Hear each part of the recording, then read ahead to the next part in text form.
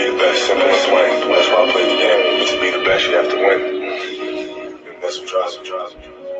He's the best player in the game. It's just that simple. There's nothing that Kobe Bryant can't do. He will defend your best player. He will shoot from the perimeter. He will get all in your mouth. He will do whatever it takes. He is the most complete basketball player in the game today, bar none. He has an assassin's mentality. I said this week, I said this when the trade went down, and I'll repeat it again. Who's starving for an NBA World Championship more than Kobe Bryant? There is no one. This guy is highly motivated. What separates Kobe from the pack more than Kobe Bryant? There is no one. On my shirt. He the greatest on the court, I'm the greatest on the verse. Going for the fourth ring like it was his first. Go get the gleam, do it for Kareem. 2-4 so nice, my flow so mean.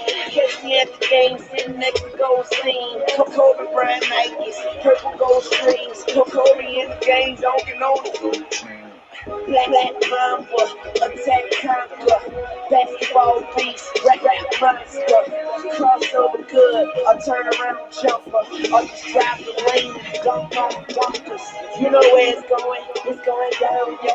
This is the Lake Show, but don't drown, though. I call the King Brian, I let the crown show. Pass me the damn ball, I don't need a pick at all. And don't worry about my shot, cause I'ma get that all. Yeah, I dropped 40 on your double teams.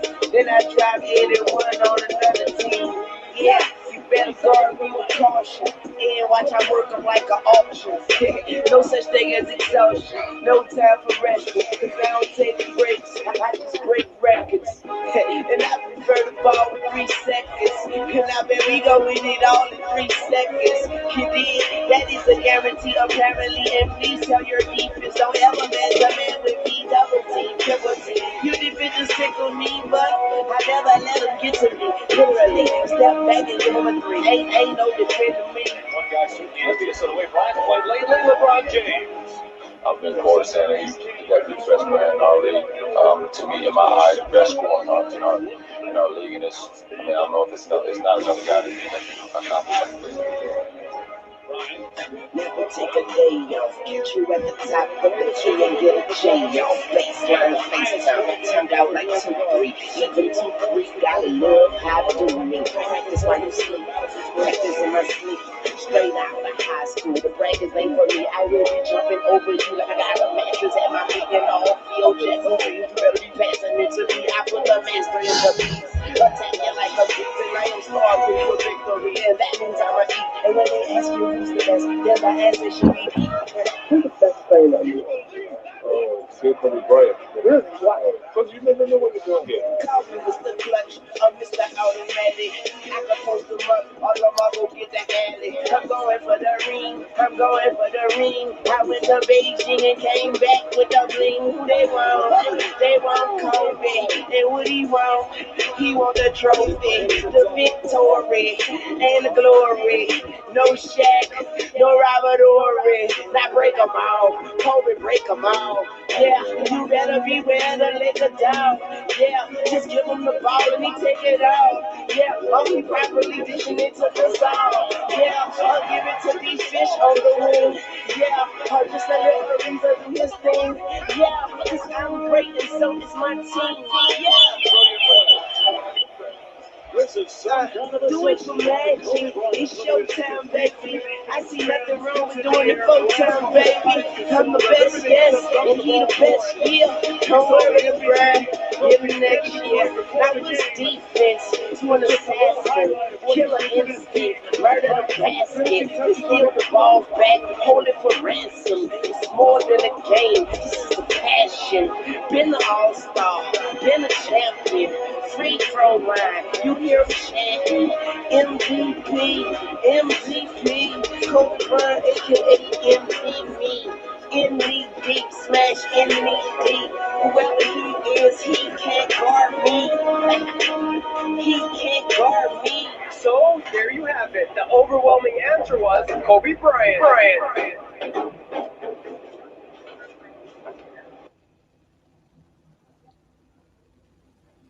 Lil Wayne, if you ain't do nothing for goddamn society, You gave us a great fucking record with that one right there. I tell you, like when that shit came out, I mean, yo, you understood how much of a Laker fan he was in that. Kobe really finally got a fucking theme song, like a Long Super overdue. had his theme song. Be like, It was long overdue. it was like Shaft getting his theme song finally. You know what I'm saying? Like, it felt like that, man. I mean, shoot, man. How do we start? I mean, rest in peace to, I mean, not rest in peace, but we're on the anniversary of his passing along with his daughter and the others on the, you know what I'm saying, on that dreadful helicopter flight. And blessings and prayers to all of their family and friends and anybody affected by that situation. But we lost a legend, an icon, a hero. That is a fact. This dude was just different. Like, he was just real different. You talk about Kobe Bean Bryant, man. Like, Kobe. You can say about that dude. Go ahead, bro. My bad. No, you good. Kobe. I mean, for me at least, he was my introduction to basketball was Michael Jordan. You know, growing up in the '90s, watching Michael Jordan, and then when Kobe came around, like. Because in the 90s, everyone was a Bulls fan in the 90s. Who wasn't a Bulls fan in the 90s? Like, you know, Jordan was killing. So, and then when Kobe came around and he linked up with Shaq and them, you know, new age Showtime Lakers came around, like, he became my favorite player, man. He was doing otherworldly shit on that court, man. Like, and we seen it from the highlights that we was watching. Yeah, he was, but what makes his level of play special is that he was just so meticulous with his game. He took time with his craft. He worked on his post game late in his career. He added different shit to his game as he progressed in his career. And that's just Kobe the basketball player. We haven't even gotten into Kobe the man, Kobe the father, Kobe the teammate. Like, what can you say? He's class personified. Yeah. Most definitely. I mean, and when you talk about the man as a outside of, you know what I'm saying, just as a human being, this dude was literally, that's where icon comes into play. You know what I'm saying? I would definitely throw that word around for him, definitely. That's why I say that, because it's like with him, he was able to touch and inspire people from not just the United States, but all the way over in Asia, France. Worldwide. Kobe is a catalyst for making the game global. Very, very true. Just as we say what the Olympics and that nature did with Mike and global basketball, Kobe and his moves over in China and such like that, it just took the game to a whole nother level. I'm not saying just that him over there specifically, but just that move and just see the admiration that he has out there. The last time we've seen something like that is when we was watching, obviously we're gonna talk about it later, but the Tiger documentary. Like, and it's like that's that global admiration is just insane to have as a, as just a regular dude from, United States. I can't even say that Kobe just wasn't a regular dude. You talk about a kid from Italy. Yeah, born in Italy, playing basketball at 12 years old against grown men. You know what I'm saying?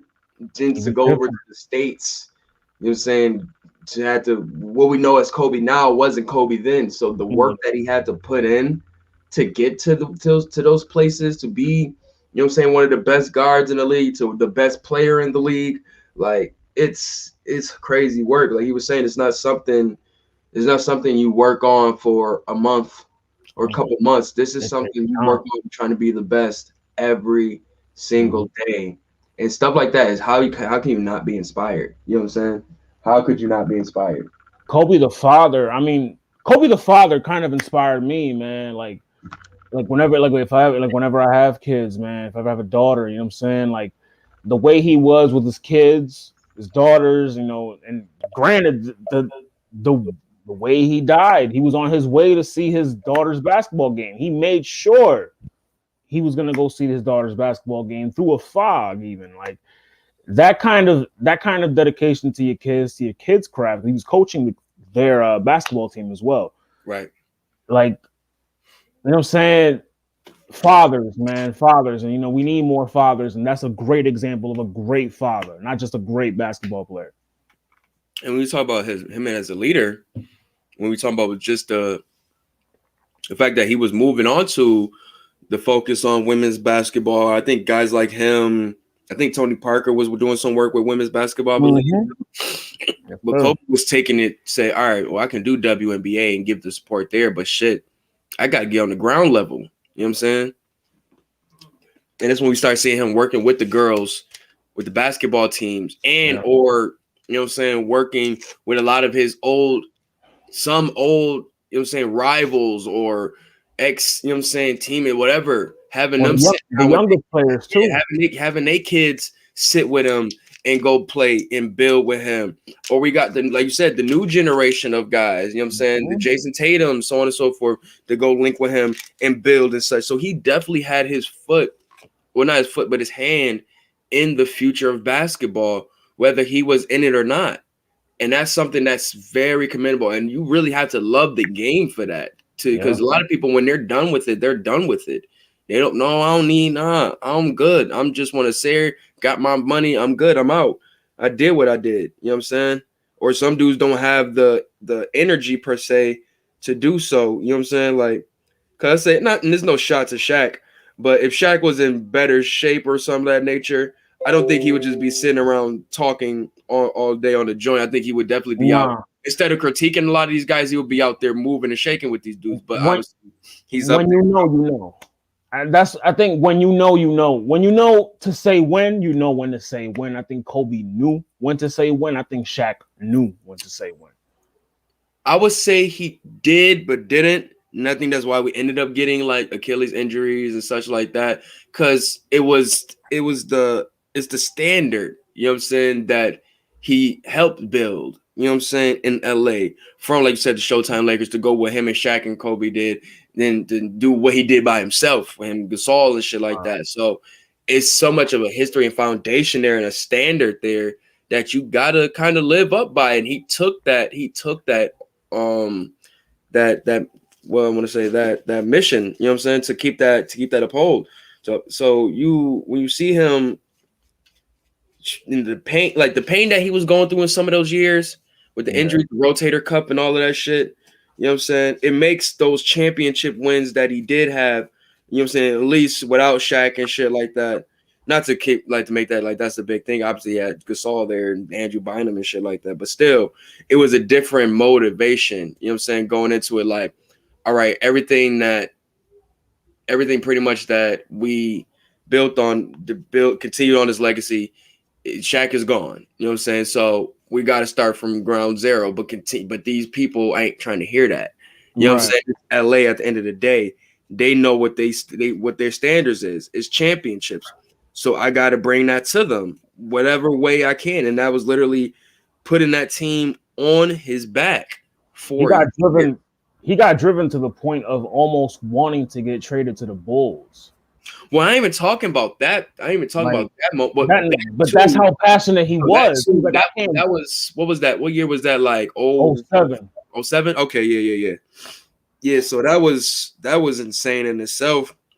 But like you said, it was getting annoying though, and that's when they said, "Hey, let's get this Paul Gasol move, whoop-de-whoop." And he's able to, you know what I'm saying, mesh and do what he can do, but still, he had to put that organization on his back till he retired. How did you find out he died, and what went, like, take me back, and I'll give you my experience after. Take me back to that day for you. If I can remember vividly, I think it was probably like how most people's were. Like, I was just happened to be on Twitter, and I keep seeing stuff about Kobe this, Kobe that. Oh no, not Kobe. And I'm like, what the fuck is going on? So you know me, instantly I go searching Kobe, whatever. And then I see it, and I'm like, what? Nah, this just got to be early. No, matter of fact, I might be lying. I think it was. I did go on Twitter. I did search because I might be thinking of what I did later that day. I remember it came up early. The news. The Grammys were the same night. It like TMZ dropped it, was the first one to drop it, and I was like, okay, well, I can't take this too much, you know what I'm saying, serious with TMZ. So let me just, you know, that's what I said too, because I think everybody had that same notion that it's TMZ. Niggas, like, come on, niggas killed Jackie Chan how many times? Exactly. Like, come on. But I said, all right, let me just do my own due diligence to go look around the shit. And that's when I started seeing more shit start to unravel and more confirmations and such of that nature. And that's when it started to be like, damn, like this is really happening. Just happened, like. And then I see it was him and his daughter, and that even made it worse. Well, before that, Rick Fox. Yeah, we know they had all the different people in there and such like that, Rick Fox and all. And that's why I said we couldn't really take it too serious. But once he even said, "No, I was there," but it was like more confirmations, and like then wifey said it, and it was just like, "Oh my God, yo!" Like I had to just sit there because it that made me go back to when I found out Prince passed, when I found out, you know what I'm saying, Michael Jackson passed. You know what I'm saying? Like those three instances right there definitely were culture shocking, like, you know what I'm saying, deaths for me, like, because yep. Oh gosh, hold on.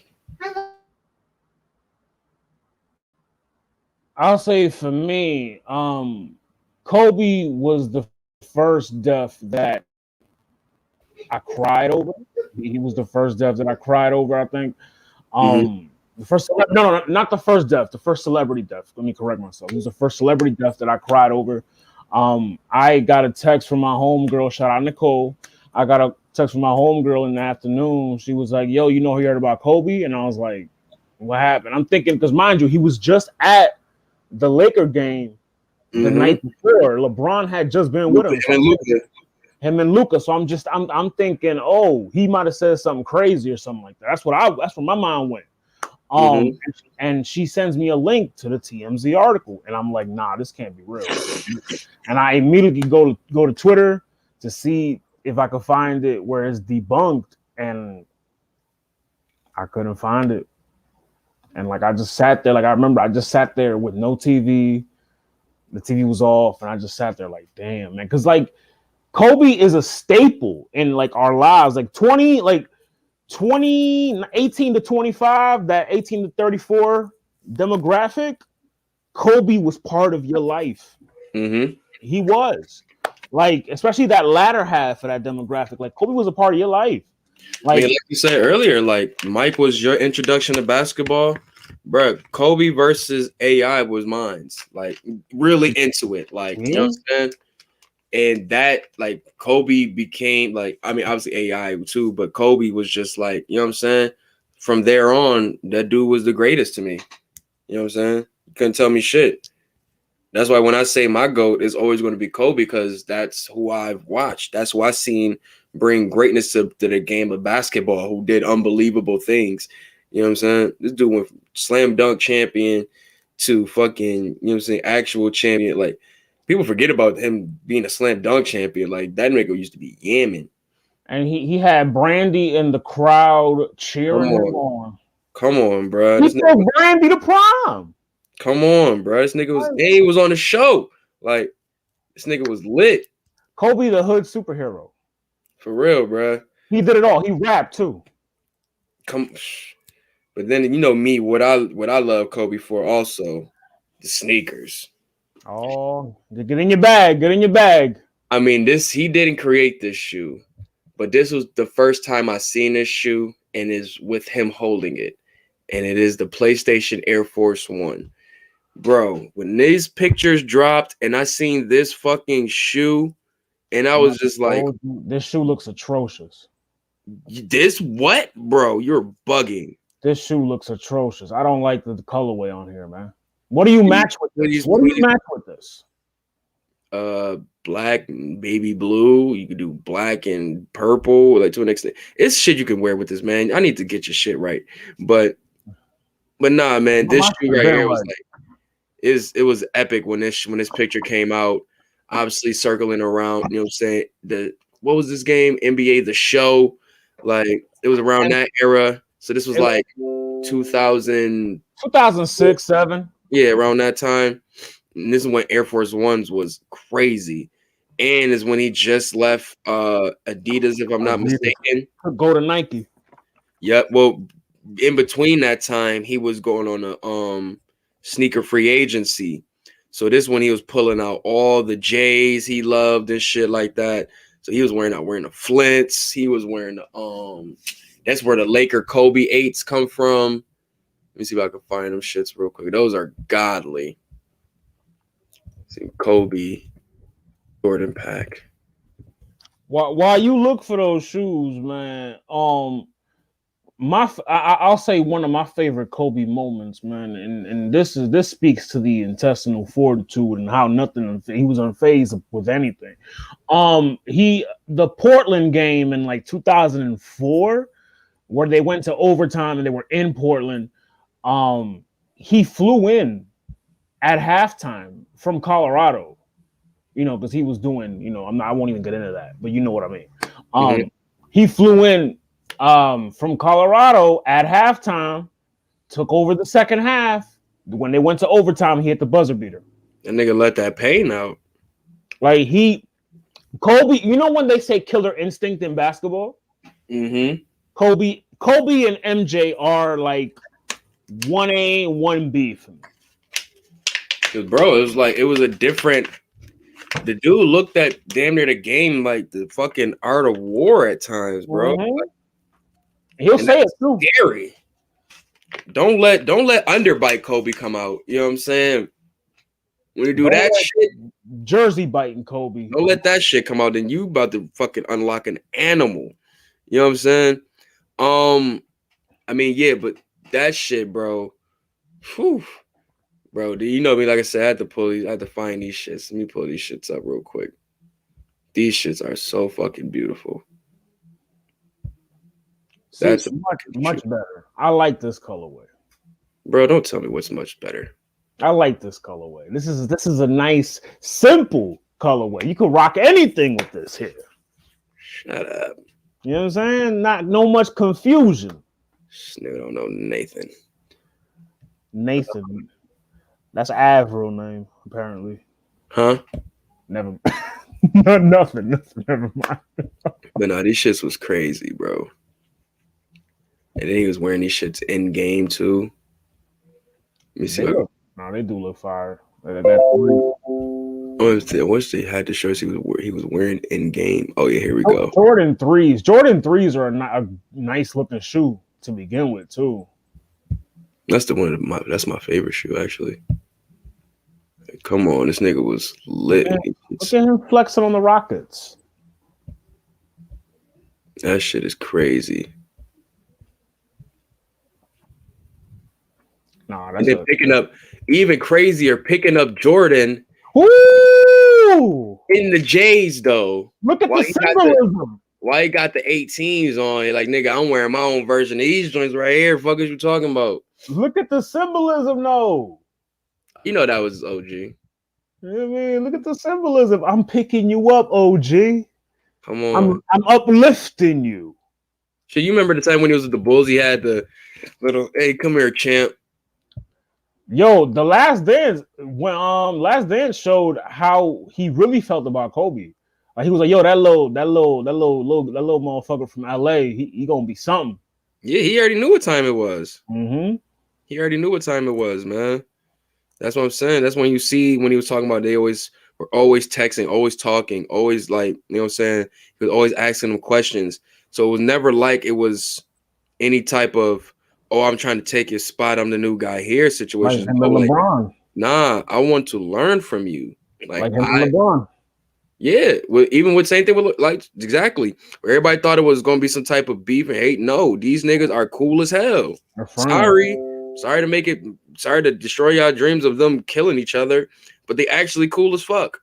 Sorry. It's sick that people like wish for that kind of type of shit. You know what I mean? Like, oh, they don't like each other. Like, really? Like, there's a such thing as friendly competition Why would Kobe not embrace LeBron coming to the fucking Lakers? He wants the Lakers are Kobe's. You know what I mean? That's his legacy is cemented in that. So for him to see somebody who he's always been compared to come to that team and bring them success like he once did, if I'm Kobe, I'm shedding a thug tear. Bruh. That's what I'm saying. That's why I was happy he embraced them during the Luka game or during the Mavericks game and shit like that. So it's like we can see it. You know what I'm saying?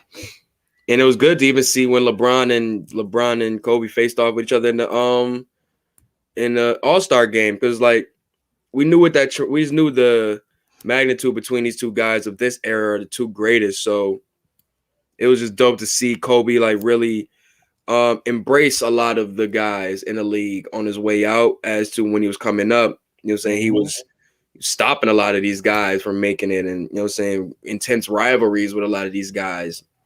That Mamba vision was real. You know what? Kobe never got labeled either, which is important too, because a lot of former players, Shaq included, has been labeled this. He's never been labeled bitter. He's never been labeled as the bitter former player. He's always, like you said, he's always embraced the newer generation. He's always helped them out. Constructive criticism. I couldn't call Shaq bitter, to be honest. I don't see how you have multiple rings and be bitter. What is there to be bitter about? You didn't see how he was coming at Donovan the other day? There's a difference between tough love and just bitterness. I mean, bitter would be somebody like, I don't know. That's not tough love, man. Like a random nigga who never had no success in a league. I mean, that's not tough love. Shaq has had multitudes of success. What is it to be bitter about? How do you tell somebody? You're not answering the question. You didn't answer the question. No. You didn't answer the question. What does a multiple champion with multiple success in the NBA have to be bitter about? That he feels, I wouldn't say bitter, I will say threatened, maybe, because if you notice, he only does this shit with the big men. He does it to Embiid. We just said it was Donovan Mitchell. Listen to where I'm going with it. He does it to the big men. He does it all the time to the big men. This is the first time that he comes at a person that's not a big man. That's why it's an anomaly. And then the way, like, he told them, how do you tell somebody, I don't think you're good enough? Imagine. You ever heard of constructive criticism? I don't think you're good enough. That's constructive criticism? It's no, it's not. Come on, there's a way to say. So what are y'all thinking Donovan Mitchell's supposed to go and cry in a corner or something? Nah, but there's a way to convey that message instead of saying, I don't think you're good enough. But everybody's not Gandhi, my nigga. Like, everybody can't be happy-go-lucky like Kenny Smith. I don't want you to be happy-go-lucky. Give me the game that you're gonna give me, but give it to me another way. And also, don't give me that on national television. I give you that, but to say he's bitter and all of that such, then that doesn't make sense. I took that back. He's the last nigga to be bitter. I took that back. I said maybe. Yeah, he probably just doesn't know how to really give good advice, probably. But yeah, I'll go with that because that's probably why we never seen him and Dwight really mesh, or any other guys like big men really gravitate towards Shaq, because he doesn't really know how to have that conversation. He's always going at the big man. Always going at the big man, dog. Well, that's because I understand why he does it though, because the big man literally was literally taken away for years. Like they were damn near like pussy out here. So I can understand why he was on their neck to want them to be more aggressive and shit like that. But it's to how you deliver the message. But then again, you know what I'm saying? Not everybody, you know what I'm saying? Well, it's not everybody wouldn't be mad at, you know what I'm saying, criticism like that. That only makes them work harder. Now, if anything, he probably has had that situation with somebody where that's the way he, you know what I'm saying, discussed, or that's the way he motivated somebody. His dad. I don't know. Like that toward he said that. His dad was like that towards him. That's why he nicknamed his dad the Sarge. Because, okay, I do remember that. Yeah.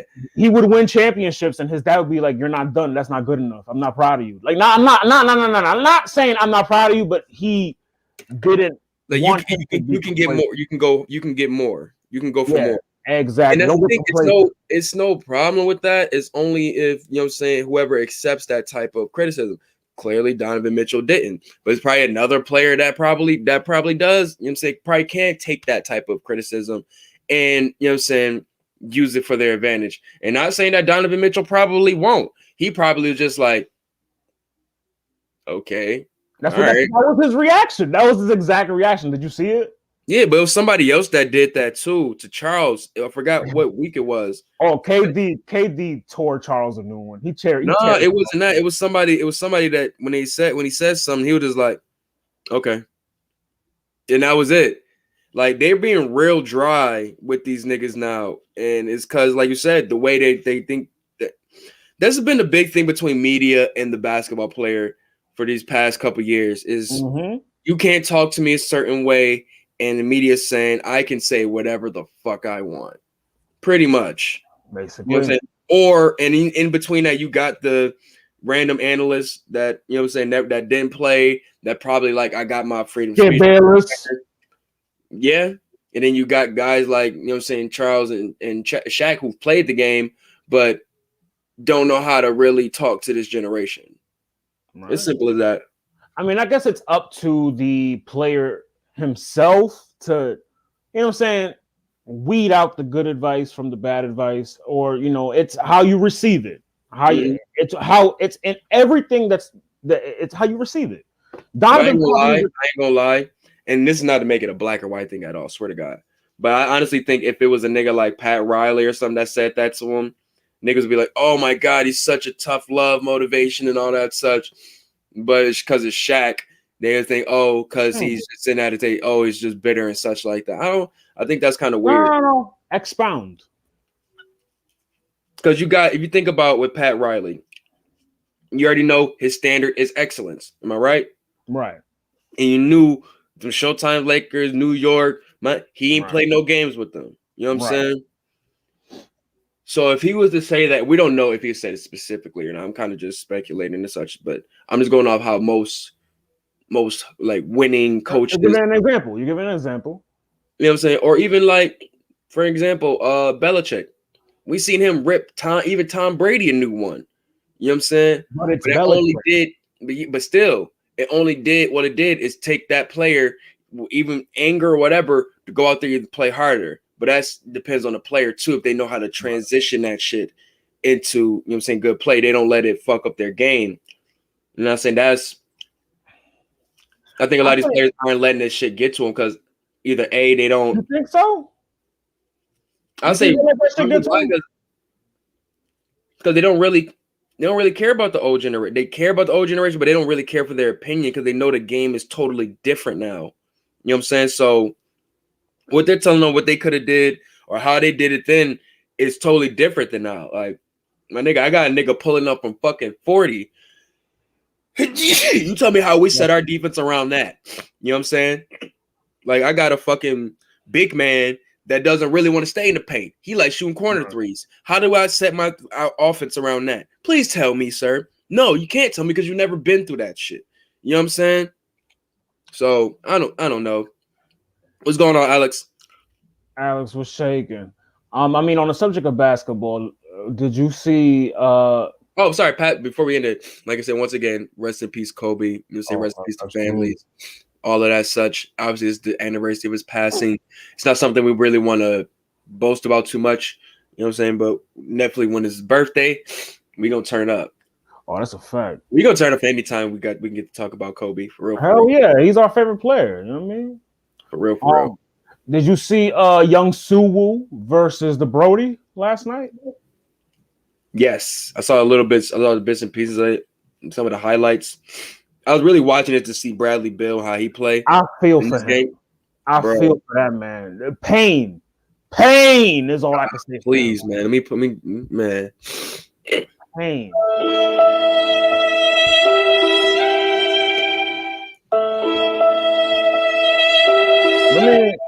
The man was really looking like fucking hold on, pardon me.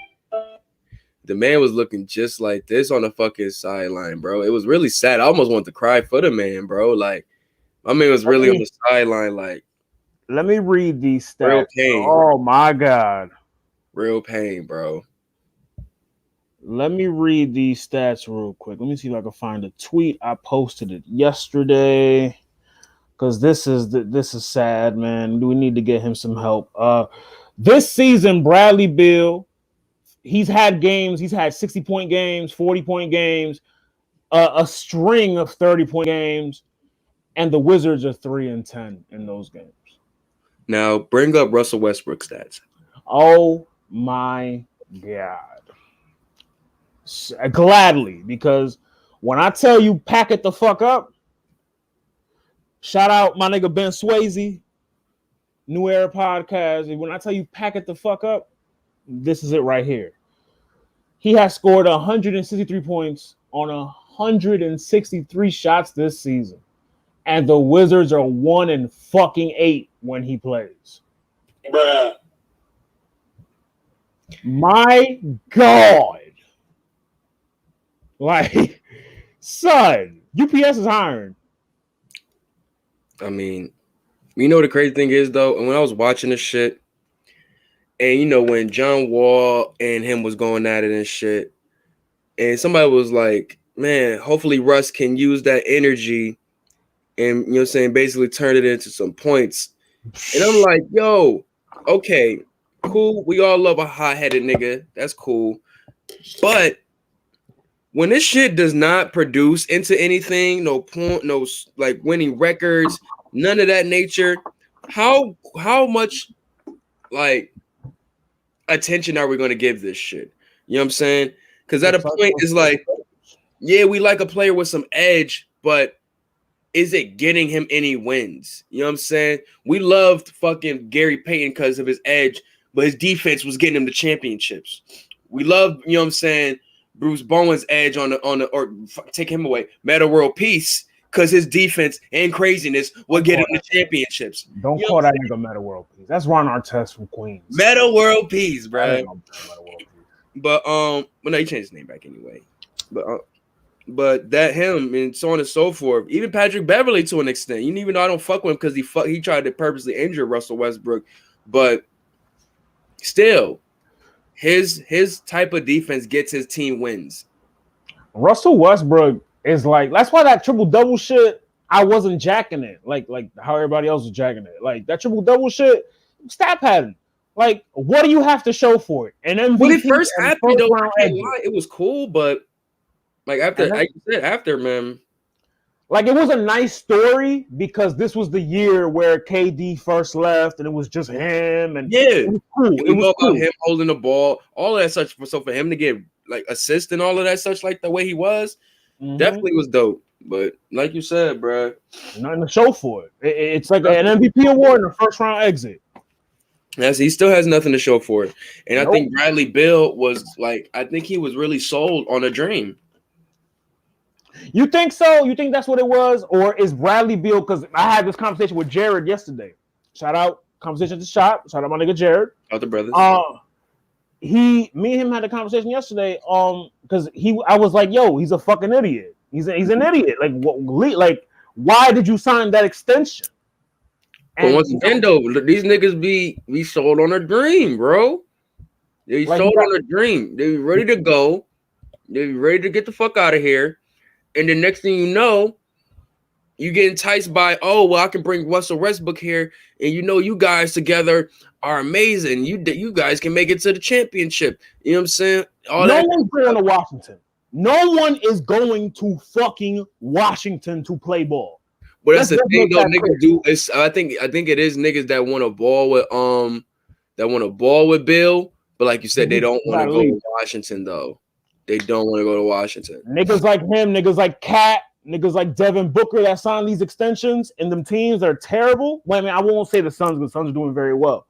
However, you can test. And what I was saying yesterday to Jared was, if I know my worth and I know that I'm that good of a player and I know what I'm worth, I'm gonna go test my worth in free agency and make that same contract on a better team. Yeah, with a better supporting cast. Nah, you ain't lying, bro. And that's my thing with it. Is like, Bradley Beal could have been out, but like I said, I think it's with him just seeing John Wall leave and being there for years, you have an attachment and extent to the city, and you know what I'm saying, whatever goal that you're trying to accomplish. But once again, this is where those GMs and such come into play, because I felt this is the same thing they tried to do with Deshaun Watson. I felt it was the same thing they're doing with who did they trade to keep the man around? Who was it? Basketball, football. I mean, just sport in general, but I would say Deshaun Watson, for example, like they were trying to make certain moves to try to keep him there, and they made a move that made it even worse for him. You know what I'm saying? To not want to stay. Yeah. You know what I'm saying? It's always to bring another player in to try to help your main player, but other than not understanding that your time just might be up. Basically, I mean, it also I don't know, man. Like I still have faith in Beal. Beal's a great player. Exactly. I have a faith in Beal. He's a scorer, man. He would flourish in another team. Like, bro, I hear Miami. He's off the ball, literally off the ball for real. And like, just let him score, bro. Like, you send that man to fucking Golden State. Oh my God! Send him to Miami. I'm just saying. I'm being realistic though, because they do need another guard right now, and Clay is out. But obviously they wouldn't. But then money wise situations, yeah, that is true. But they really could use that nigga right now. But Miami definitely does need a solid three. You have Dragic at the 1, Jimmy at the 2. No. You're gonna move Jimmy to the 3 and put Beal at the 2. Why? He's bigger than Jimmy. No, Beal is shorter. Beal is a natural. Beal's not shorter than Jimmy Butler. Beal is a natural 2 guard. Let me preface this by saying this is not a sports podcast, so don't fucking get mad at us with our hot takes. I just had to say that. Beal is a 2 guard. Let me see that. I want to see what how tall Jimmy Butler is. 6'7". Let me see.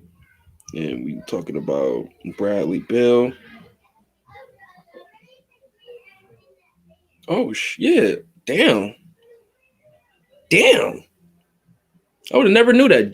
Bradley Beal only 6'3". Damn, son. The fucking cameras really fucking confuse the shit out of you.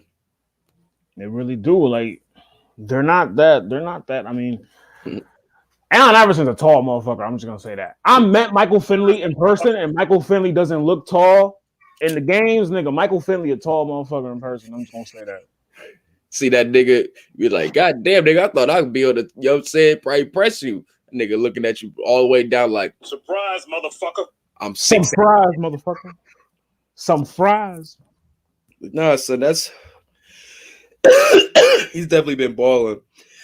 I think him in Miami, him in LA. The nigga averaging 30 right now. That's crazy. Like, that's not even being talked about. Him with the Lakers. Mwah. Perfect match. Perfect match.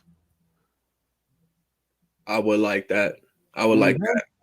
And I mean, LeBron, Beal, and Davis with Trez at the 4. Oh my God! Wow, that's scary. That's really scary.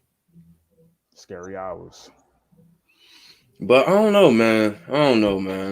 I know this nigga fucking Bradley Beal just ready for this shit to be over, this season to be over with. He's a hooper too. That's why he don't care. He's a hooper. No, he cares. He cares. That's why we got that sad ass looking face, bro. You know what I'm saying? Like that nigga seen all this shit and sat down and was just like, oh shit, here we go again. I'm trying to tell you, this nigga is another season of bullshit. So prayers for Bradley Beal, please. Prayers for Bradley Beal. Prayers for all involved. Seriously, because that nigga looks depressed. Oh yeah, depressed. That's word. Like that's like telling you, son. But let's move on, man. What else we got on the docket? You want to do NFL or Tiger? Oh, let's get into that NFL, boy. You already know. Get your shit off. Get your shit off. Shall we go to the ship, right? Yeah, we could. Man, we going to the ship. We going to the ship. We going to the ship. We going to the ship. We going to the ship. We going to the ship. Chiefs Nation. Chiefs Nation. Chiefs Nation. Oh, that's not part of the song? That's not part of the song? Yo, how you get the Joe soundbite? Yo, this nigga got the Joe soundbite. Shout out Joe, man. He's slandering me at the shop right now. Fuck you, nigga. Come here, pull up. Man, this nigga, he always got to find a way to kill my excitement, man. He always got to find a way to kill my excitement. But whatever, I guess. Yeah, man. And I'm gonna pick your excitement apart right now. And y'all know, this nigga been trying to call me a bandwagon fan. At least I say who I'm rooting for. This nigga just Chiefs Nation. You have 5. Mark. Shout out Marcus. Shout out the brothers. Chiefs Nation. These niggas are the ultimate bandwagoners. We are part of the NFC East, and we are disowning our teams till further notice. We just managed to fuck with Mahomes, my homeboy. That's all it is. Y'all hear this bullshit? Mahomes. He trying to talk to me. He can't say a damn word. Let me burst your bubble. Shut up, bitch. Shout out A-Verb. Shout out A-Verb. Let me burst your bubble. All right. Let me put on my Stephen A. Smith suit right now. Okay. Tom Brady, okay, did not win y'all them 2 games. Oh God, here we go. He didn't win y'all them 2 games. Did he not have the quarterback sneak that was the winning touchdown? That was garbage time. Did he not score the last touchdown to seal the game? Garbage time, sir. Okay? Did he not score the last touchdown garbage to win we gotta go answer questions. No, we're not gonna answer the question. We're not. All right. So I'm trying to prove a point here. What are we doing here? I'm trying to prove a point here. Damn, man, niggas is y'all secondary won y'all them games. The first game with the Saints, secondary shuts down Michael Thomas. That's Bree's number 1 target. You take the number 1 target away. What about Kamara? Breeze is old. Kamara was running through that motherfucker like hell. Breeze, so what happened? What happened there? The fact they had to bring Jameis Winston in to throw it deep should tell you everything you need to know. It was one trick play. Breeze's arm is not there. It was one trick play. The next game against you're taking that off of one trick play, bro. Why Breeze couldn't pull it off? Why? He played the whole game. It was passed thrown all game. All year. His arm has looked like shit all year, my nigga. I give you that, but I'm not about to say all that off of a trick play. It's telling. If that's the case, Taysom Hill is one of it should have been starting, and if that's the case, I mean, it is telling that they don't trust him to do that 50-yard bomb instead of Jameis. It is telling. When his arm has looked like shit all year. But we know Jameis Winston has a fucking cannon for an arm. Why? And we also know that Breeze's arm is diminishing. But if I have a quarterback that I know can launch that fucking ball, why would I not use him in this play? Who's your starter? Jameis or Breeze? Drew Brees. Who's your starter? But we have to understand in this era of football, they're using all of their players now. If that's the case, and if this was like 5 years, we have not seen Taysom Hill do the things he's doing in the league. You know what I'm saying? You're not. You know, this is what you're doing. You're doing this. I'm not. I'm telling you that these guys are using more of their players for other plays. They're not about to just utilize these guys, keep these guys on the sideline. If I could utilize you for a trick play, I'm gonna use it. Anyway, the Packer game. What happens? Your secondary shuts down Devontae Adams. Rodgers is number 1 receiver, his number 1 target. And he's also old.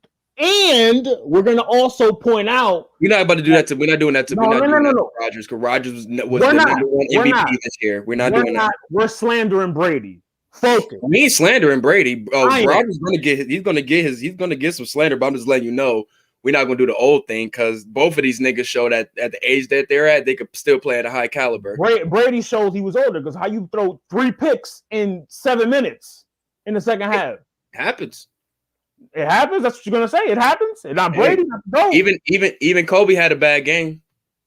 Kobe had turnovers. I say all that to say this: defense wins championships. That's all I'll say. I mean, that's football 101. That's all I'll say. That's if y'all win, but if to say Mahomes, the other thing though, good defense produces great offense. No, great offense.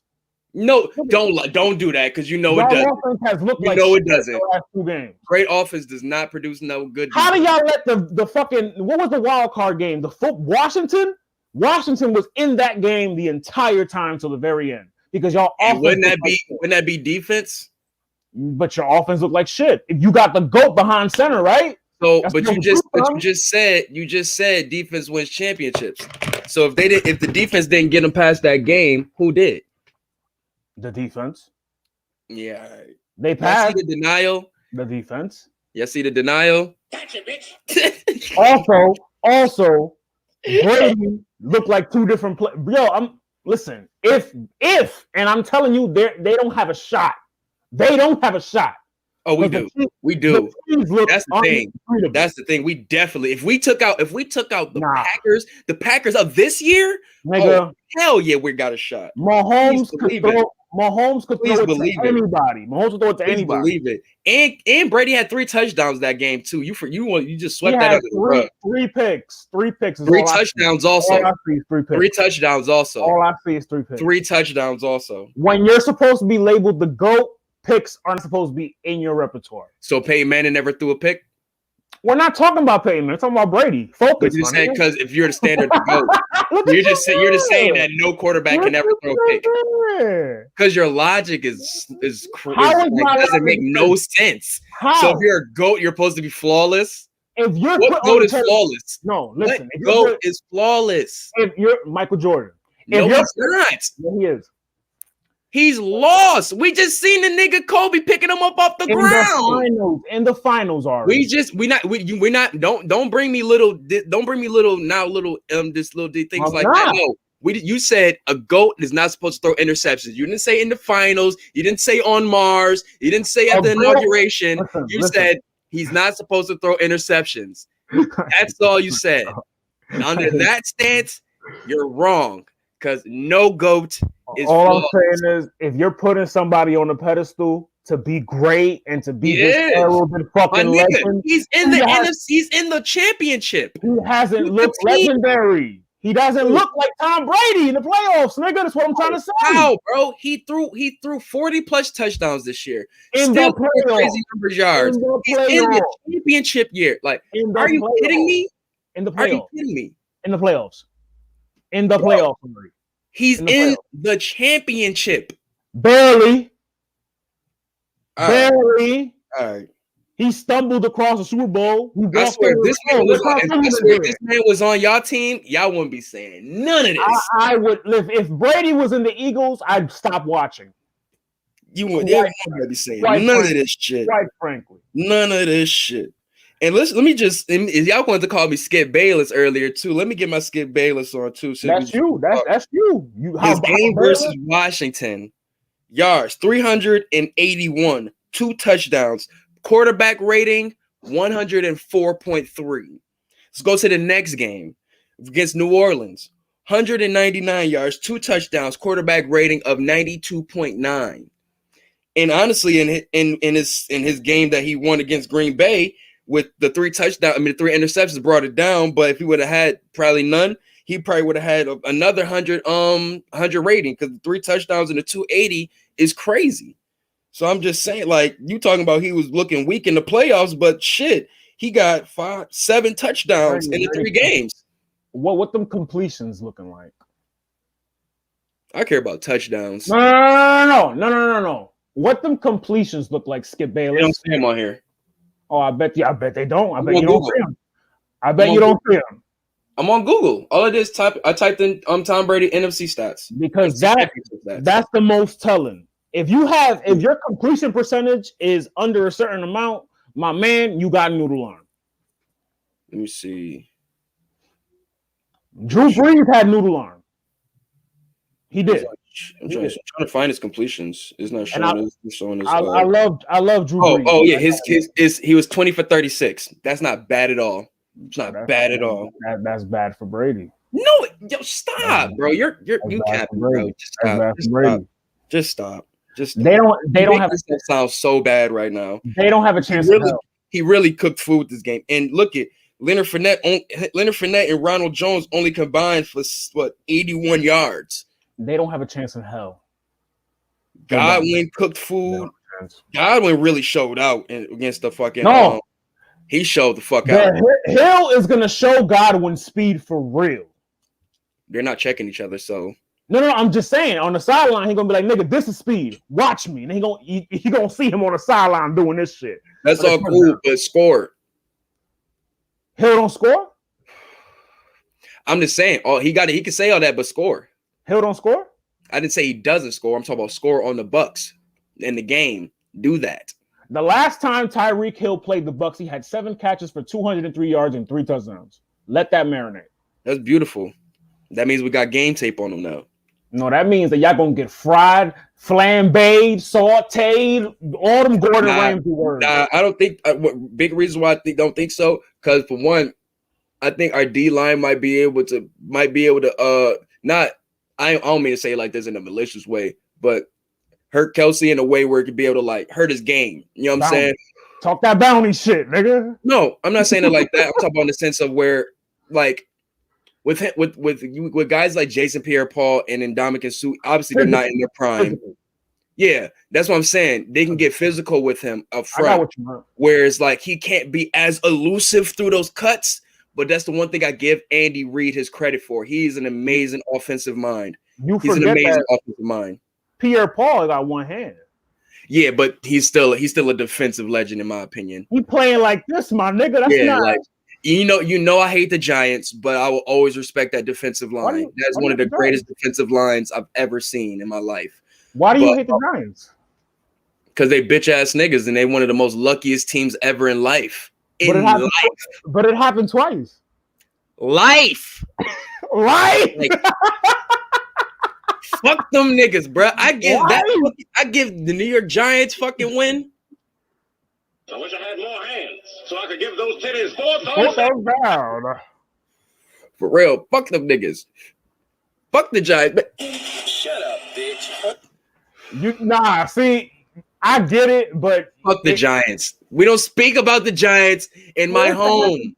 For it to happen twice, though, we don't speak about the Giants in my home. We're talking about championships that Brady is still in now, while Eli is somewhere retired. Anyways, we're not chilling. Anyways, talk about bums. Anyways, like I said, man, your quarterback is about to be a bum after the game.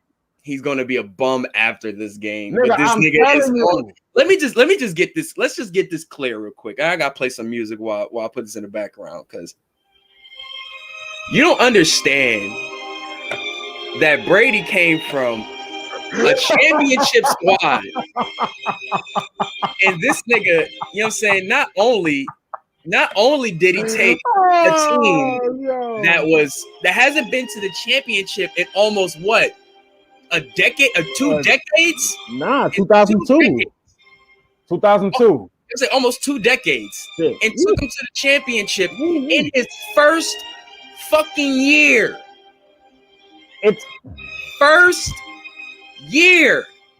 Samantha. LeBron couldn't even do that with the Lakers. Peyton couldn't even do that with the Broncos. Yeah, he did. First year championship? No. Your man Joe Montana didn't do that with the Chiefs. Joe Montana Chiefs also Nation. hasn't lost in Super Bowl. He take a new team he was traded to. Not even traded, but Levin went to. And did he take him to the championship? Hell no. He looked like shit there. But Brady, in his aging years,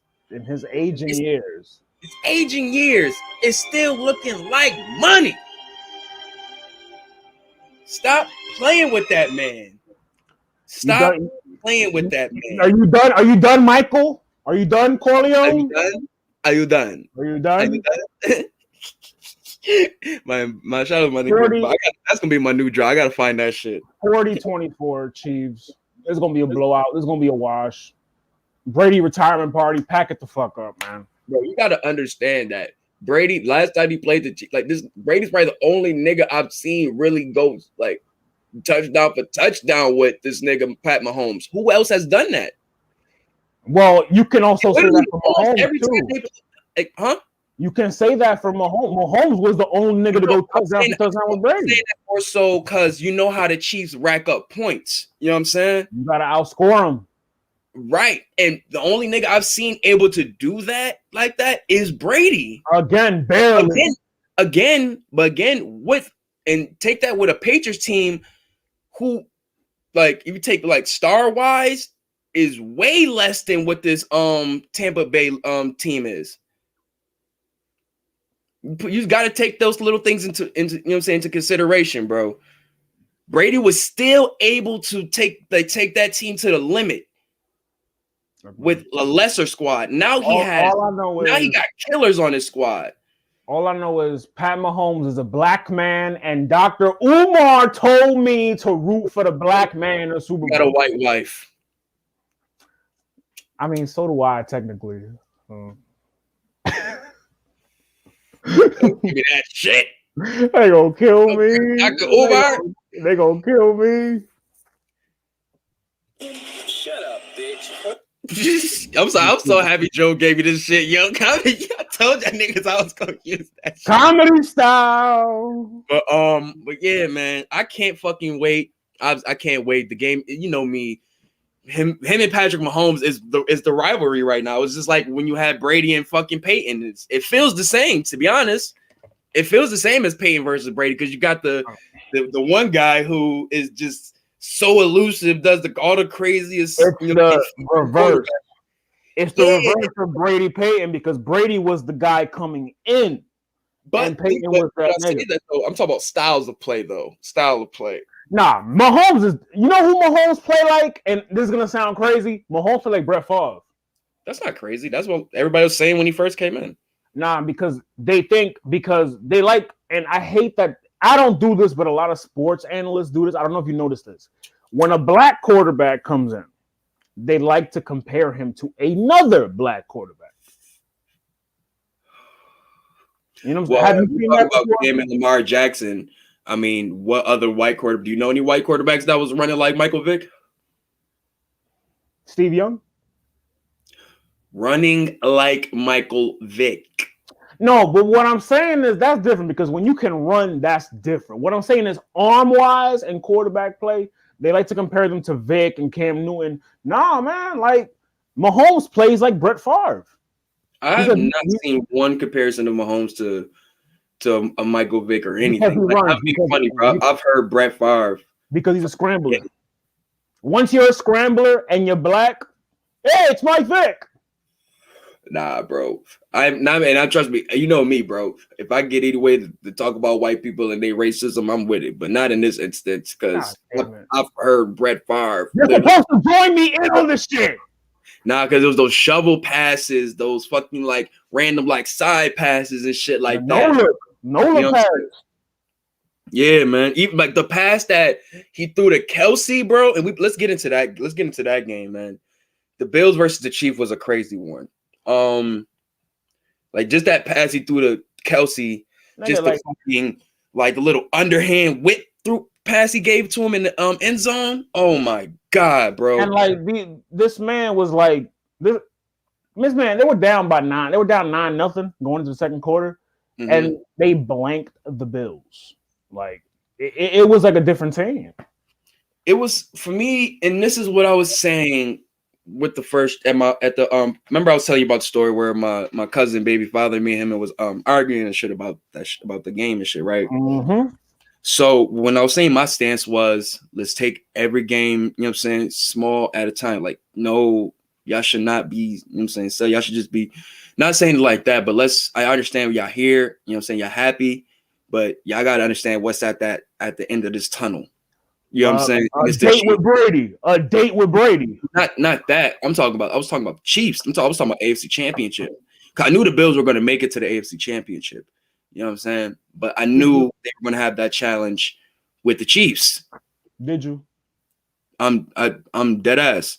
Like what I said, I kept saying, like, obviously we knew y'all was gonna get past Miami. We knew y'all was gonna get past, you know what I'm saying? I know y'all gonna get past, you know what I'm saying, Pittsburgh, whatever. But y'all gotta understand that the fucking Chiefs only lost one fucking game this season. And it's for a reason, bro. You don't see seasons like that. You only see seasons like that in fucking Madden. Yeah, or like the Patriots. Relax. We're not talking about them niggas. They're irrelevant. They only lost one game. What year was that? That was when they lost to the Giants. They cheated. I would love to hear this. How did they cheat? What's your hot take? Took a deal with the devil.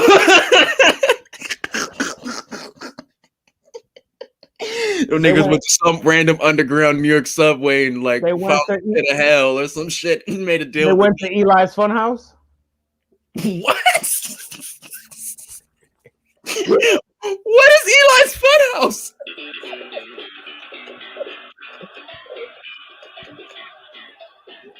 What the fuck is Eli's Funhouse? They went for Eli's Funhouse? Oh my god. I never heard of that shit. From Beasley's house to Eli's Funhouse, man. This is insane. But what was I saying, man?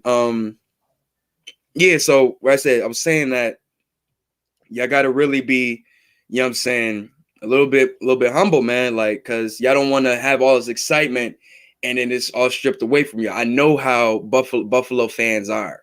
You know what I'm saying? So when we moving and grooving, you know what I'm saying, they get to the AFC Championship. I told you, yo, they was all up and through, you know what I'm saying, Allentown, aka Josh Allentown, lit as fuck. How bro. long did it take for them to take all that down? I ain't even checked. I ain't even checked to see yet. I swear to God, I ain't checked to see yet. But yo, so it was like they was partying and everything, bro. Cars is out, everybody lit on the block, right? So I'm just like, God damn it, like. This is just to go to the AFC Championship, and y'all doing like, please don't like. I wish y'all too much. At least to go to the Super Bowl.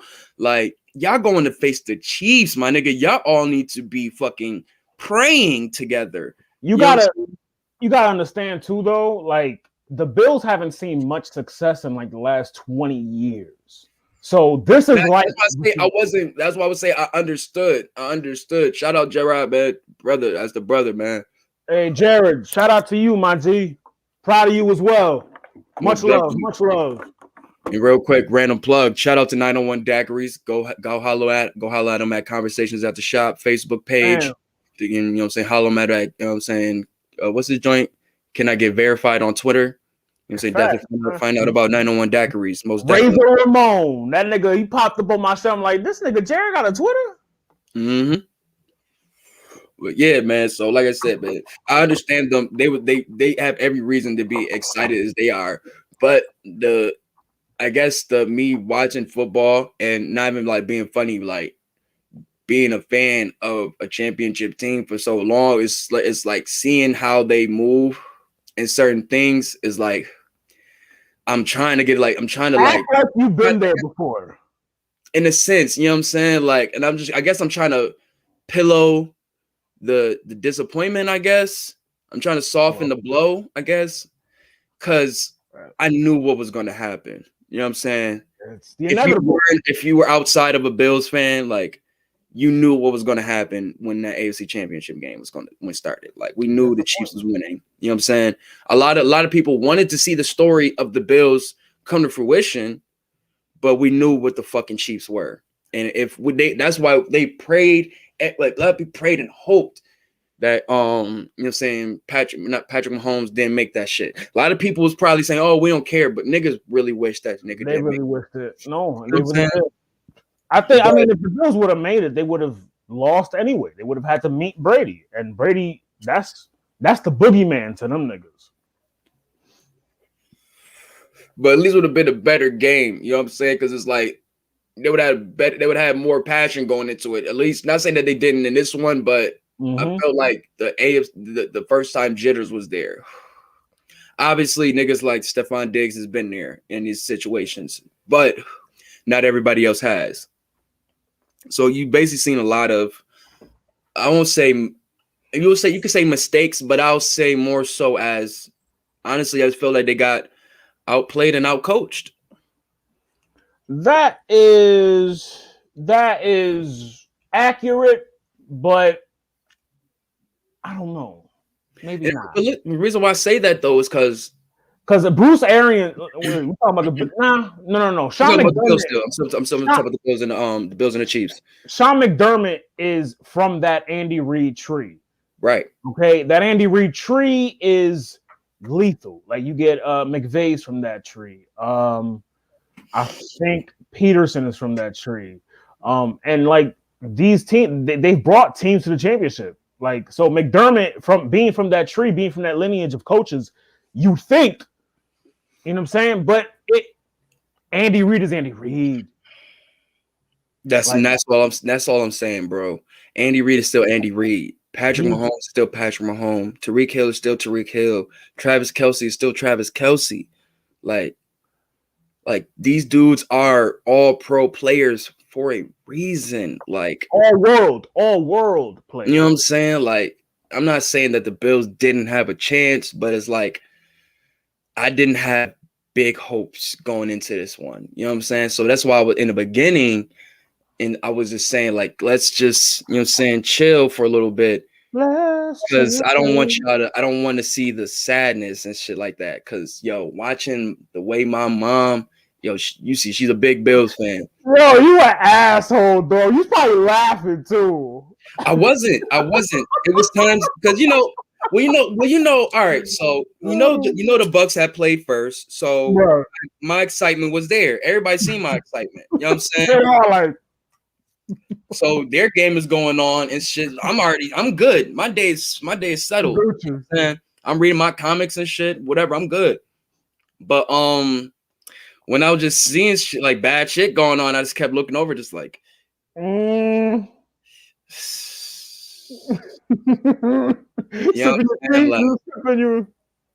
damn, yo.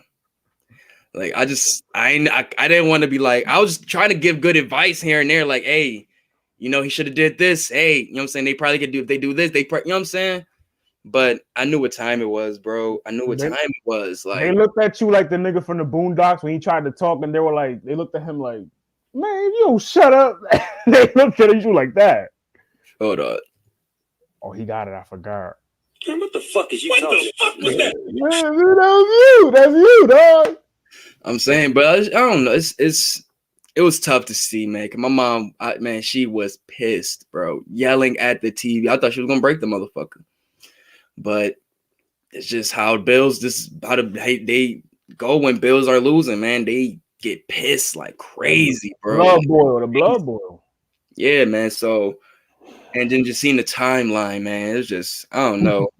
I just hate when a team is outplayed by a better team, they want to start blaming individual players, and I don't like that shit. No. I don't think. Go ahead. Individual players, you can't. I mean, you could say the defense as a whole gave it up. I wouldn't blame a specific player on defense. I'd say the defense as a unit. Yeah, because like the way the D-line of the Chiefs was getting to Josh was not like how the D-line of the Bills was trying to get to Patrick Mahomes. Like that 22-yard loss, or it was like 12-yard loss, I mean, that they got Josh Allen with was like the nail in the coffin, bro. And Josh Allen for most of that game looked very human. Up to this point, he was looking very otherworldly. They were championing him as an MVP candidate. This game kind of He was an MVP candidate. He was, but after this game, I think Aaron Rodgers in a loss looked a lot better than Josh Allen. I agree with that. But once again, that's why I would say he has the cushion of it's his first time here, man. This is his first time here, and he's going. It won't be his last. Juggernaut. He's going up against a juggernaut. If this was the Browns, I'd give it to you. I'd say, yo, this is just fucked up. These niggas is doo-doo, whatever. They fucked up this game bad. But it's the fucking Chiefs. Like, give some fucking slack. The Bills are going to be back. The Bills are going to be a juggernaut themselves, man. And yo, seeing that picture of Stephon Diggs, just watching the celebration, that was such a great shot, yo. Because just you seen the pain, seeing the you could just see the thoughts running through his head. You know what I'm saying? Like, oh man, that was that nigga was basically sitting there. He was like, he got away with it. But he ain't get away with it. We're gonna be back next year. Them niggas gonna be back next year. You got away with it. You gotta relax. Where did you find that? Yo, he got the Rex. Yo, that one surprised me. You didn't show me that one. That one surprised me. Pause. That one surprised me. I told you, bro. I got heat over here. I think that was Diggs just, like to GOAT the great beloved, man. He's gonna level up to see. That was the motivation he needed, the fire in his belly for next year. Most definitely. I would say improvements for the Bills going into the next season. Running back ASAP. Your Singletary is nice, but he'll be better as a secondary back. Mm-hmm. I would say start looking at contracts, see what good running backs is out here. I know Le'Veon Bell is in. He went to the Chiefs, so that's a dub. Get you a backup quarterback too. Just saying. Well, they do, but I mean, what do you really need him for? Josh Allen is good right now. I'm not saying like good. I'm saying health wise. But that O-line, I don't trust that O-line. And that's where you need to work on too, the offensive line. I think we need more work on. When I would say we, you know what I'm talking about. But no, I know you a Bills fan, the Lolo. No, I'm just when I'm talking when I'm always talking about what teams improvements and shit, and I get like I always say we for some reason. But yeah, like I said, I would say they definitely need to bring it up on the double backs, the two running back tandem. Obviously, is really working in the NFL, and I think it will really work for those guys. Singletary is a good back. He just didn't have a good year this year. He had an amazing year before, but this just wasn't his year this year. You know who fits with them? Perfect. Got that swagger too. Mark Ingram. Yeah, but I think he's sticking with the Ravens. He's a free agent. They cut him. They cut him? The nigga was on. Didn't he have COVID? Yeah. Wow. That's news to me, bro. Yeah, man. They could cut him. News to me. They cut him a little before the playoffs. Wow. So he's out there. He's out there. Hey, this is to the fucking Ravens GMB. It's hair, whack. It's gear, whack. It's jewelry, whack. It's footsteps, whack. The way that he talks, whack. The way that he doesn't even like to smile, whack. Me, I'm tight as fuck. Shut up, Ingram, bro. You raw as fuck, bro. You don't deserve no shit like that, bro. That's that bullshit with the NFL, man. But he fixed that Bills team. Yeah, man. If you don't want to go to the Bills, man, holler at us up at New England.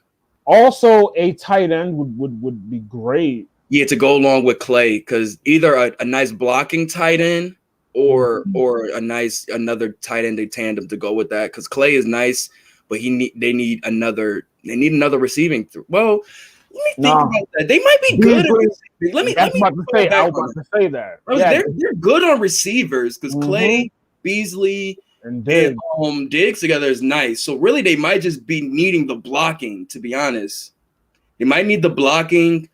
O-line, running back. You can definitely boost up that linebacking core. Matt Milano is injury prone. Get you another outside linebacker. I would say safety too. Because I think I think the position of the safety is starting to come back. Hyde is pretty good though. He is, but they need they got the what you need. You still need two, because that's what thing that was fucking them up was they were trying to play man to man with the Chiefs. You know what I'm saying? Yeah, man. And I think when you have a good safety or good safeties and or maybe better defensive backs, you can play coverage. You know what I'm saying? You can have that leverage. You're playing coverage on these guys with more tricks and shit like that to fuck these offenses up too. You know what I'm saying? And you need better, you know what I'm saying, D-backs that can really, you know what I'm saying, have better field awareness. You know what I'm saying? I like they wasn't really reading Mahomes like they really should have been. Mahomes is different though. That's what I'm saying though, but you gotta have these type of guys like that if you're trying to excel to the next level. Yeah, you're right. And everything gotta be, you gotta have some guys with good mental also. I mean, they got White. White is their number one. White got fucked. He was a ghost. Oh, shit. The nigga from the Packers. What's his name? King. He got cooked. Cooked Hall of Fame. Yeah, those two niggas, they definitely got cooked on Sunday, man. That nigga need to work at UPS after that game. Yeah, man. I'll say really the Bills probably just step it up. I'll say probably step it up on the D line. I mean, on offensive line, probably some, you know what I'm saying, defensive backs, maybe another safety, and you know what I'm saying, maybe another running back. And I think they should be really good, man. Coaching is fine to me. I think the coaching is good. Yeah, that's pretty much it for me. But the Bills, man, amazing season, man. Amazing season. Shout out to the Bills too, though. No, real talk. Shout out, you know what I'm saying, Sean McDermott. I think he won Fox. I think, did he win Coach of the Year, or was like Fox NFL Coach of the Year or something like that? Fox projected him as the winner, but he hasn't won it. They haven't done the award. The awards are the Saturday night before the Super Bowl. Well, he should win it though. He definitely should win it. I think my man from Cleveland should win it because he did more with less. I mean, you talking about a dude who took a quarterback who wasn't the number one draft pick, you know what I'm saying, who didn't have all-pro receiver on his team. Now, obviously, Beckham isn't there anymore. He has Diggs. Diggs, Beckham, come on, bro. I mean, after this year, we might have to have that conversation. I mean, I know Beckham is a little bit overrated than a lot of people have him, but he still is like an elite receiver. Beckham. I can't put Diggs over him yet. I can't do that yet. Diggs had a career. Yeah, that's Snapple fact. That's Snapple fact. But yeah, man. What was I saying? You wanted McDermott to get Coach of the Year, and I definitely think he should get Coach of the Year. Like I said, it's taking a team from really obscurity, bro. And the Browns weren't obscure. Championship, huh? The Browns haven't made the playoffs in 50 years, and it felt like 50 years, but you know what I mean. Yeah, but to literally elevate from what you did last year, and now to go to an AFC Championship, I think that really has to be commended, bro. It can be because he didn't even get it last year, and to do what you did last year and take it up a notch. See that? You're looking at it in that way. Progression is what you mean. Progression. Yeah, but once again, what you say that okay, I give it to you. The Browns didn't make it. You know what I'm saying? All that time, that was their story this year, but that was the Bills' story last year, and they did that and then some more this year. You know what I'm saying? Shit, I didn't look at it like that. Because the way I'm thinking is the Browns the Bills made the playoffs last year. So the Browns have never made the playoffs since like 2000 and like something, 2002, right. 2001. Right. So to me, that's a bigger feat. But McDermott did the same thing, and plus with a longer time period in between the time of playoff contention, and didn't get Coach of the Year. You know what I'm saying? So what qualifications should this coach get if McDermott didn't get it? Double-digit wins? That's a weird-ass yawn. Double-digit wins? That's true. Because he didn't get the wins last year. The McDermott. Right, but they did this year. God damn it, man. Either one of them could. Either one, but you know where I'm rocking. You know where I'm rocking. I don't know the nigga name. McDermott is like what I think a lot of people thought Sean McVay was gonna be. Well, Sean McVay brought him to the Super Bowl. True. But I think for the long haul, I think McDermott is gonna be a better coach. Well, he has a machine. He has a good quarterback. He has that tandem that he got with Diggs and Allen, like that. They meshed well. He got some money behind him too. Niggas be forgetting the Bills got money behind them. What's his name? Pagulia, their owner. Pagulia. Like that. It's like a pizza place. Yeah, I think he owns the Sabres and the Bills. Is that racist if I say that? He sound like a what? Like a pizza place. Pagulia's? Well, that sounds like a pizza place to me. It's all like, yo, we're gonna go to Pagulia's, man. You want anything? Like, so you about to go get a nice pasta. Yeah, a nice little chicken pan. But yeah, man, I can't wait for the Super Bowl, man. Chiefs versus the Bucks, man. 40-24.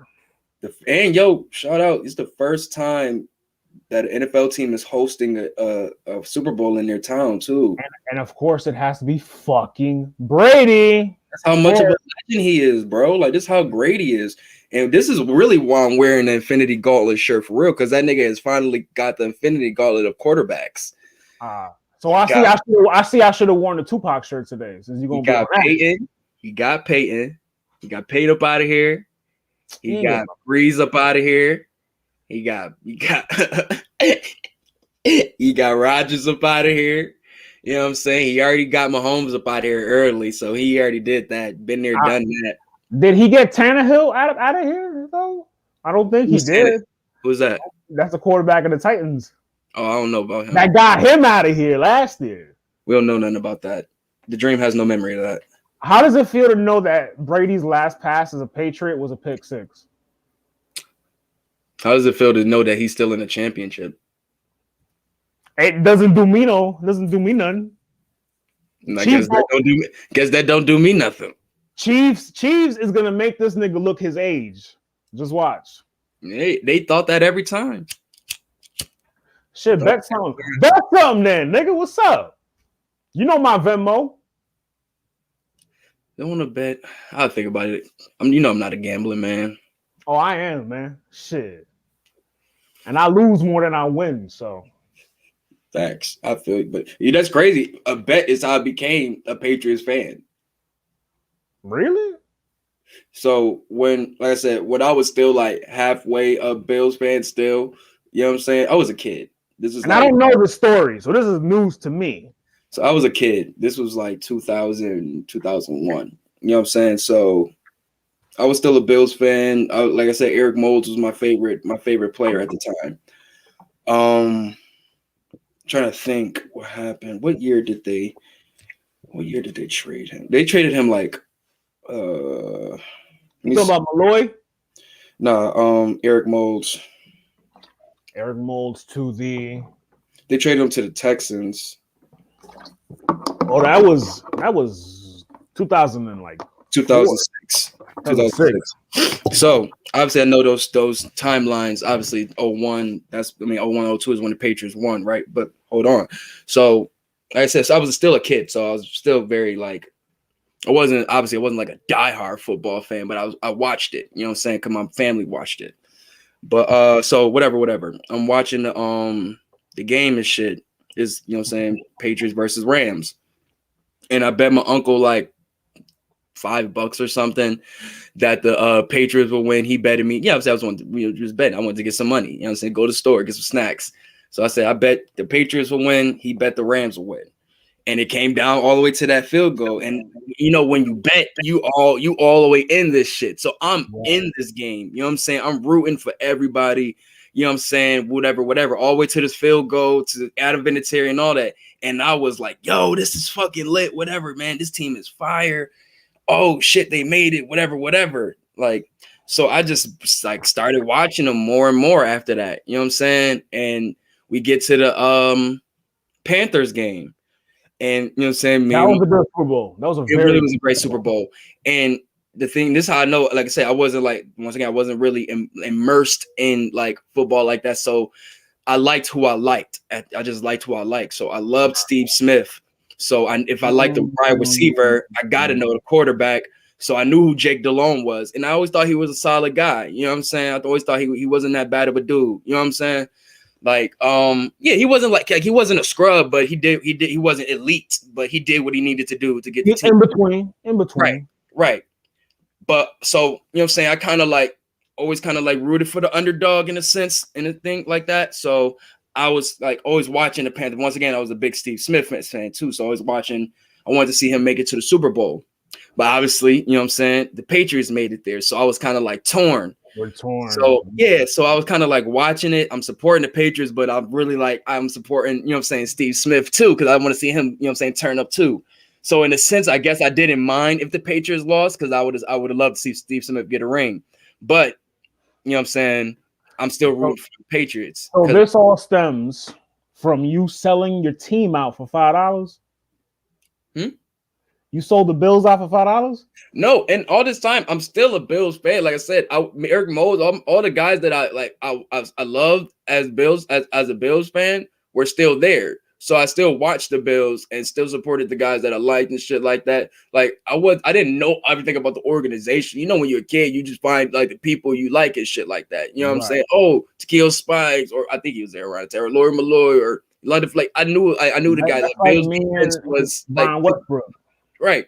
Like around this time, Bills defense was elite. You know what I'm saying? So I knew all these guys. I'm rocking with this when niggas was getting smacked in the football and shit like that. You know? All over the place. Right. So we move on and shit later. When I finally see Eric Mose get traded, and along with all these other players that I fucked with getting traded and shit like that, I just started to be like depleted as a kid. Like I was just hurt, bro. I was so fucking hurt. Pain. Bro, we used to go. This is how much of a Bills fan I was. Like, we used to go to the fucking preseason scrimmages, like not even practice scrimmages, bro. That they would let the fans come see just to watch the players. That's like high level fandom, right? Yeah, bro, just to go see the players, bro. That's how. Like that's what I'm saying. I wasn't like no fake ass. Like when anytime I'm a fan, I'm not no fake ass fan for nothing. Like if I'm a fan, I'm a fan. You know what I'm saying? But once I start seeing all my guys leaving and shit like that, like bad trades and shit like that, then the Bills were already like bad, but at least we had stuff to like be excited with. Right. And then he started letting all of that go and just literally just became this a weak, boring ass team and all of that nature. I was just like, what the fuck did like everything I love about the Bills is gone. You know what I'm saying? They've been rebuilding for 20 years. Yeah, everything I loved about the Bills was gone. You know what I'm saying? So I was like, I can't be a fan of this shit no more. Like, I don't see how y'all are liking what y'all seeing. I was just distraught. You know what I'm saying? But in that same time, I was still watching the Patriots. You know what I'm saying? And I was excited watching their games. So obviously, if I'm excited, like, and I know all of these guys on here. I knew Tyler, I knew Deion Branch, I knew Kevin Falk, I knew, you know what I'm saying? I knew all Richard, I knew all of these guys, you know what I'm saying? They all became, you know what I'm saying? I became a fan of all of these guys, just like I became a fan of all the guys I was like from the Bills, you know what I'm saying? I grew to Speaking of Kevin Falk, how does it, like, Kevin Falk is Marshall Falk's brother, obviously, right? So Marshall Falk is clearly the better player, Hall of Famer, all of that. How does this man sleep at night knowing his brother got more rings than him and he can hold that over? Probably the same way Charles Barkley sleeps at night knowing Robert Horry has way more than he does. But you don't have to see this nigga at the reunion, is what I'm saying. That's true. That's true. At the cookout, you don't got to see him. You don't got to rub it in at the cookout, drunk as shit, the table. Yeah, because every time he probably be like, yeah, man, you know, I broke this record and that record and this thing. And Kevin just be like, fuck is you talking about? Now don't cut me again. Space table. Yo, I'm so happy I know how to play spades now. But yeah, I just learned how to play spades at work of all places, and I'm kind of good though now. But yeah, bro. So like I said, when they traded all my guys, and like I said, I was pissed. I was like hurt as a kid. You know what I'm saying? So while I'm watching my guys over at the Patriots, I just grew. The fandom grew and grew and grew and grew and grew. You know what I'm saying? It's like when you seen guys that I was, and trust me too, I was a big like defensive fan and a wide receiver fan. You know what I'm saying? So a lot of those guys like who I knew were elite. You knew who those guys were, but it wasn't a lot of those guys on the Patriots like that. You know what I'm saying? They didn't really have elite players. Like I think they had really great players, but a lot of them weren't like elite. Like they are when you think of it in the grand scheme, like Richard Seymour, like Vince Wilfork, you know what I'm saying, so on Ty Law, so on and so forth. Like, yes, they're elite. We know they're elite now, given their career. But in that time period, if you go look at like 06 right there, were they the best in the league? Probably not. You know what I'm saying? No. That defense is like prime. I'd say would be 2001, 2004 would be their prime. Or the dynasty is their prime. Yeah, that's their prime. Because after that, Teddy Bruschi, all of them niggas. Like it was literally Richard Seymour. Ronnie Harrison. Ronnie Harrison. That's what I'm thinking of. Yes. Yo, that's what like the defense was elite. They didn't have singular elite players. Like, they didn't have a John Lynch. They didn't have a Champ Bailey. They didn't have a, you know what I'm saying, Charles Woodson or so on and so forth. Warren Sapp, none of that nature. But I mean, did the guys make it to the playoff and Pro Bowl? Yes, whatever, because they had good stats. But what I'm saying is they had an underdog mentality type of team. You know what I'm saying? So when I seen a lot of these guys, especially let me finish, but that's what I'm saying. A lot of these guys weren't the best guys. They weren't the like top pick type guys like Troy Brown, Deion Branch. Like these guys weren't the best type of receiver in the league, but you have Brady got it done. You know what I'm saying? Right. You know what I'm saying? Even with Brady though, too. Like even with him have to come after Drew Bledsoe. And to go from there is like that even made me more of a fan. Like I said, a lot of these guys came from the bottom up. You know what I'm saying? So that's why that made me even more of a fan. Like I said, guys like Troy Brown and Deion Branch don't get, you know what I'm saying, talked about. But me as a fan and watching them, I know what they did. You know what I'm saying? Deion Branch, I think, holds the record for most catches in the Super Bowl. And he is the last, I want to say, I believe so. I think he's the last offensive player that's not a quarterback to win Super Bowl MVP. I believe that's true also. But think about it. I could be wrong. But we might be wrong. We might be, but I think we might be wrong. But yeah, even like that's the thing I love about the Patriots, that they could take players who you wouldn't even think of in your draft mock-up of being the first top 10 or 20 picks. But these dudes, when you bring them to the Patriots and put them in, you know what I'm saying, under the coaching of these great, you know what I'm saying, offensive coaches, defensive coaches, and head coach, you know what I'm saying, they are able to excel. And you see their greatness. And like they did it multiple times with different receivers and running backs and defensive players. That's what that makes me love about them. You know what I'm saying? But that's how I transitioned from a Bills fan to a Patriots fan. It's no bandwagon shit. It's literally just happened to be a bet, and I just kept watching them niggas. I mean, you broke it down for me, so I appreciate that you broke it down to a science. Right. But let's get out of sports, man. We that was enough talk. We know we always get in that bag crazy. Shit. I mean, it's still kind of sports. What we about to get into, kind of. Oh yeah. Let's get into that, man. I mean, he was playing the field on and off the golf course. He's a fool, bro. But for any context, man, we HBO Max dropped the Tiger documentary that was like kind of been waiting on for a minute, and it was good, man. It was really fucking good. It was very well done. And what I didn't like about it was that the only thing I didn't like about it is that Tiger had no hand in it. But I thought that last interview, I thought that was him a part of it, or was that from another interview or something? Didn't it look like it was like kind of the setting? Nah. Wow, I really thought let's save the last interview, and let's have it with Tiger. No, that was different fucking. I can't hold you though, but now that you say that, because the majority of the time I was thinking that like, yo, this shit is kind of like a smear campaign. Like it's a really good third party, you know what I'm saying, documentary. Well, let's say, I guess, unbiased for anything. I mean, is it really unbiased? Like that first part is unbiased, but that second part, they lay it on kind of thick. Well, let's get into it. I know you got the notes, so let's go into it, and I'll pick up shit from there. So at the beginning of the documentary, at the beginning of part one, we see Earl, I think at like a church or something, pronounce that this is my creation. I know what he was saying. Well, you know, I get emotional when I talk about my son and all of that. You talk about the press conference. Yeah. Oh yeah, they was using that in the trailer and shit. Yeah. And I mean, did you think of it as him saying it like that? I just thought of it as him. Earl was a stage dad. Earl was and I put that on the notes. Earl was the quintessential stage dad. Like just like Michael Jackson's dad, just like who's the other one? I wrote it down. Just like Tiger was robbed of his childhood. Let's put it out there.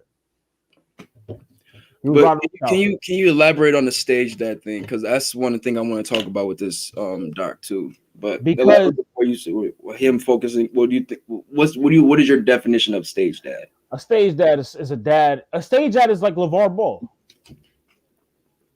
Yeah, but what is it that stage dads do though? You groom and you groom your kids to be something that you wish them to become by any means necessary. And when I say by any means necessary, is I don't know, how do I put it? In your mind, nothing can stop you from this dream. You're so consumed with this dream, more than the kid himself, to the point that you're pushing the kid harder than maybe you don't know. Like the way that Earl was pushing Tiger to be this golf prodigy. Tiger was a prodigy at 2 years old, not because he was naturally good. They say 8 months. Shit. But because Earl was there. Earl was pushing him. And it's not necessarily a bad thing, I think. Well, can you say push? Because I feel like in the doc, he definitely like he definitely made it shown that he was saying like, we're not pushing Tiger, we're not doing any nature, because that one moment where there was like the kid like he could not stop. He didn't want to even leave the golfing room. You know what I'm saying? Just to watch his father hit the joint, Tiger, the balls. So it's like that. Where it's like, is it him pushing or is it him like embracing? It might be Tiger. I think early on he embraced it because it's father-son. It's father-son bonding. That would be the same as like if I was sitting there watching wrestling and my niece came down and sat there and watched it with me, I'll be like, oh well shit, let me bring you on in. You know what I'm saying? It was the way. So I think I wrote it down too. Earl made it so that, and this is what I grabbed from the documentary. Earl made it so that Tiger only ate, slept, and drunk golf. That's true. I got you on that. Tiger didn't have friends. The one friend he had was the chick, and he had to write her a letter to tell her that he couldn't see her anymore. That was weird as fuck. I thought that was really weird. That was the friend. Like that. So when I say stage, that was a shorty. That wasn't his friend. That was a shorty. But she started off as his friend. That's why she always said, "I knew the real Tiger," because he could be himself around her. Yeah, which plays into what happens later. Well, that's why I did. That's why part of it I did like when she was like he didn't want to like I guess, not play golf anymore, but I guess take a break from it, I guess, to an extent. Yeah. And I guess that was a little eye-opening because, like you said, when his father is saying that he loves golf just as much as I do, whatever. And on the other hand, you hear him saying it to his friends, well, it's like, I like it, but I kind of want to chill. Yeah.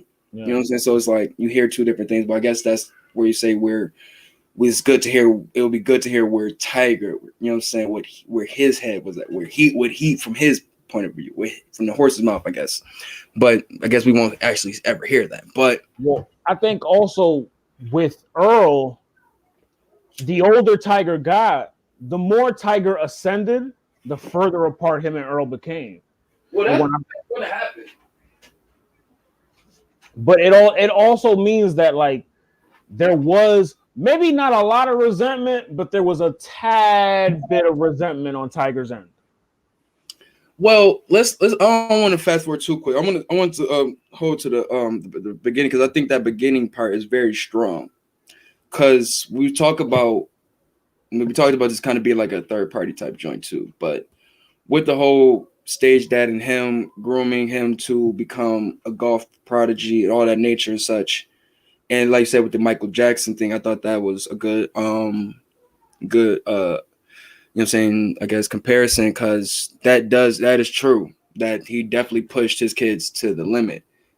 You know, but with that, do you think if you put, like I said, if you put Tiger in another setting, like just scholastics, or maybe if it was science, or if it was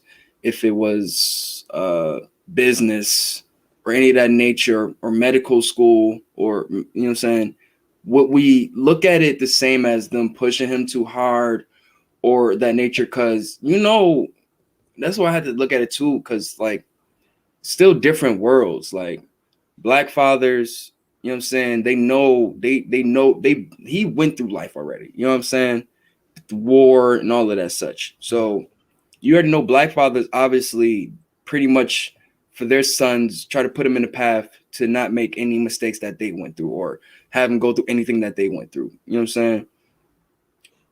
So I always think that that's why, you know what I'm saying, black parents are always a little bit more tougher, even, you know what I'm saying, Asian parents too, you know what I'm saying, knowing that the, you know what I'm saying, the poverties that they come from too. Both.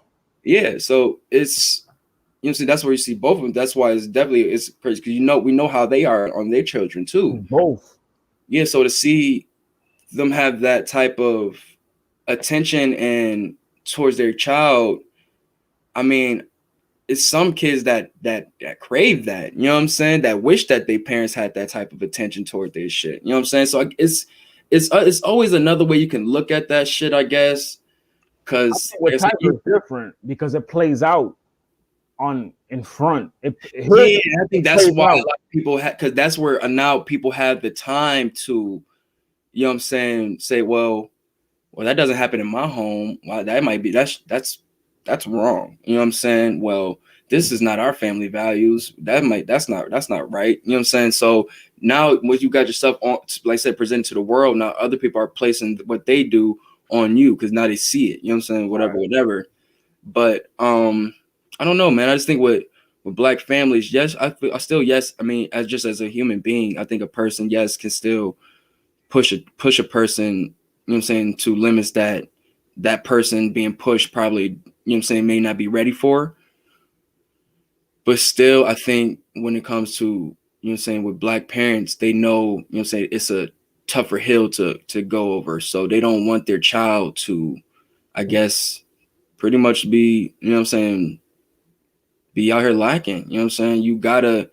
I gotta give you all of this knowledge. I gotta push you to be, you know what I'm saying, the best you can be, because you gotta be better than best when you out here. Because you got to go over a bigger hill.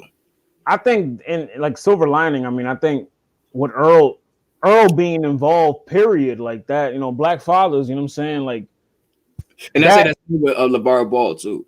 And LeVar gets, you know what I'm saying, salute to him too. Like the involvement, I salute it, because me and you both know, like, you know what I'm saying, like it doesn't happen often, like in our community.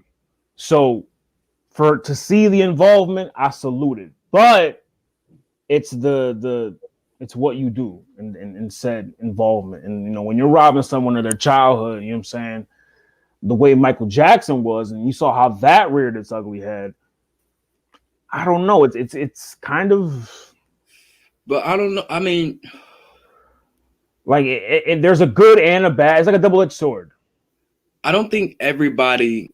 Well, we know everybody is not blessed with God-given gifts. You know what I'm saying? Some people have to work into that shit. And that's the same thing I was saying with Kobe earlier. Like, Kobe wasn't just gifted being one of the best players in the world. He had to work into that shit. Right. And nobody says, oh, he was robbed of his childhood or that nature or none of that stuff. You know what I'm saying? They just know about the work. You know what I'm saying? And they appreciate the work. Kobe's life also didn't take the turn that Tiger's did. I'm not talking about I'm not talking about the later years. I'm talking about the childhood. You know what I'm saying? But that's why they're saying that. That's why that's the thing. Because Tiger, and I wrote it in the notes, and you know what I mean? We'll get to it later, but like the main thing I was talking about was the father at the root of this. That's the main thing I'm talking about. You know what I'm saying? That's what the root of it.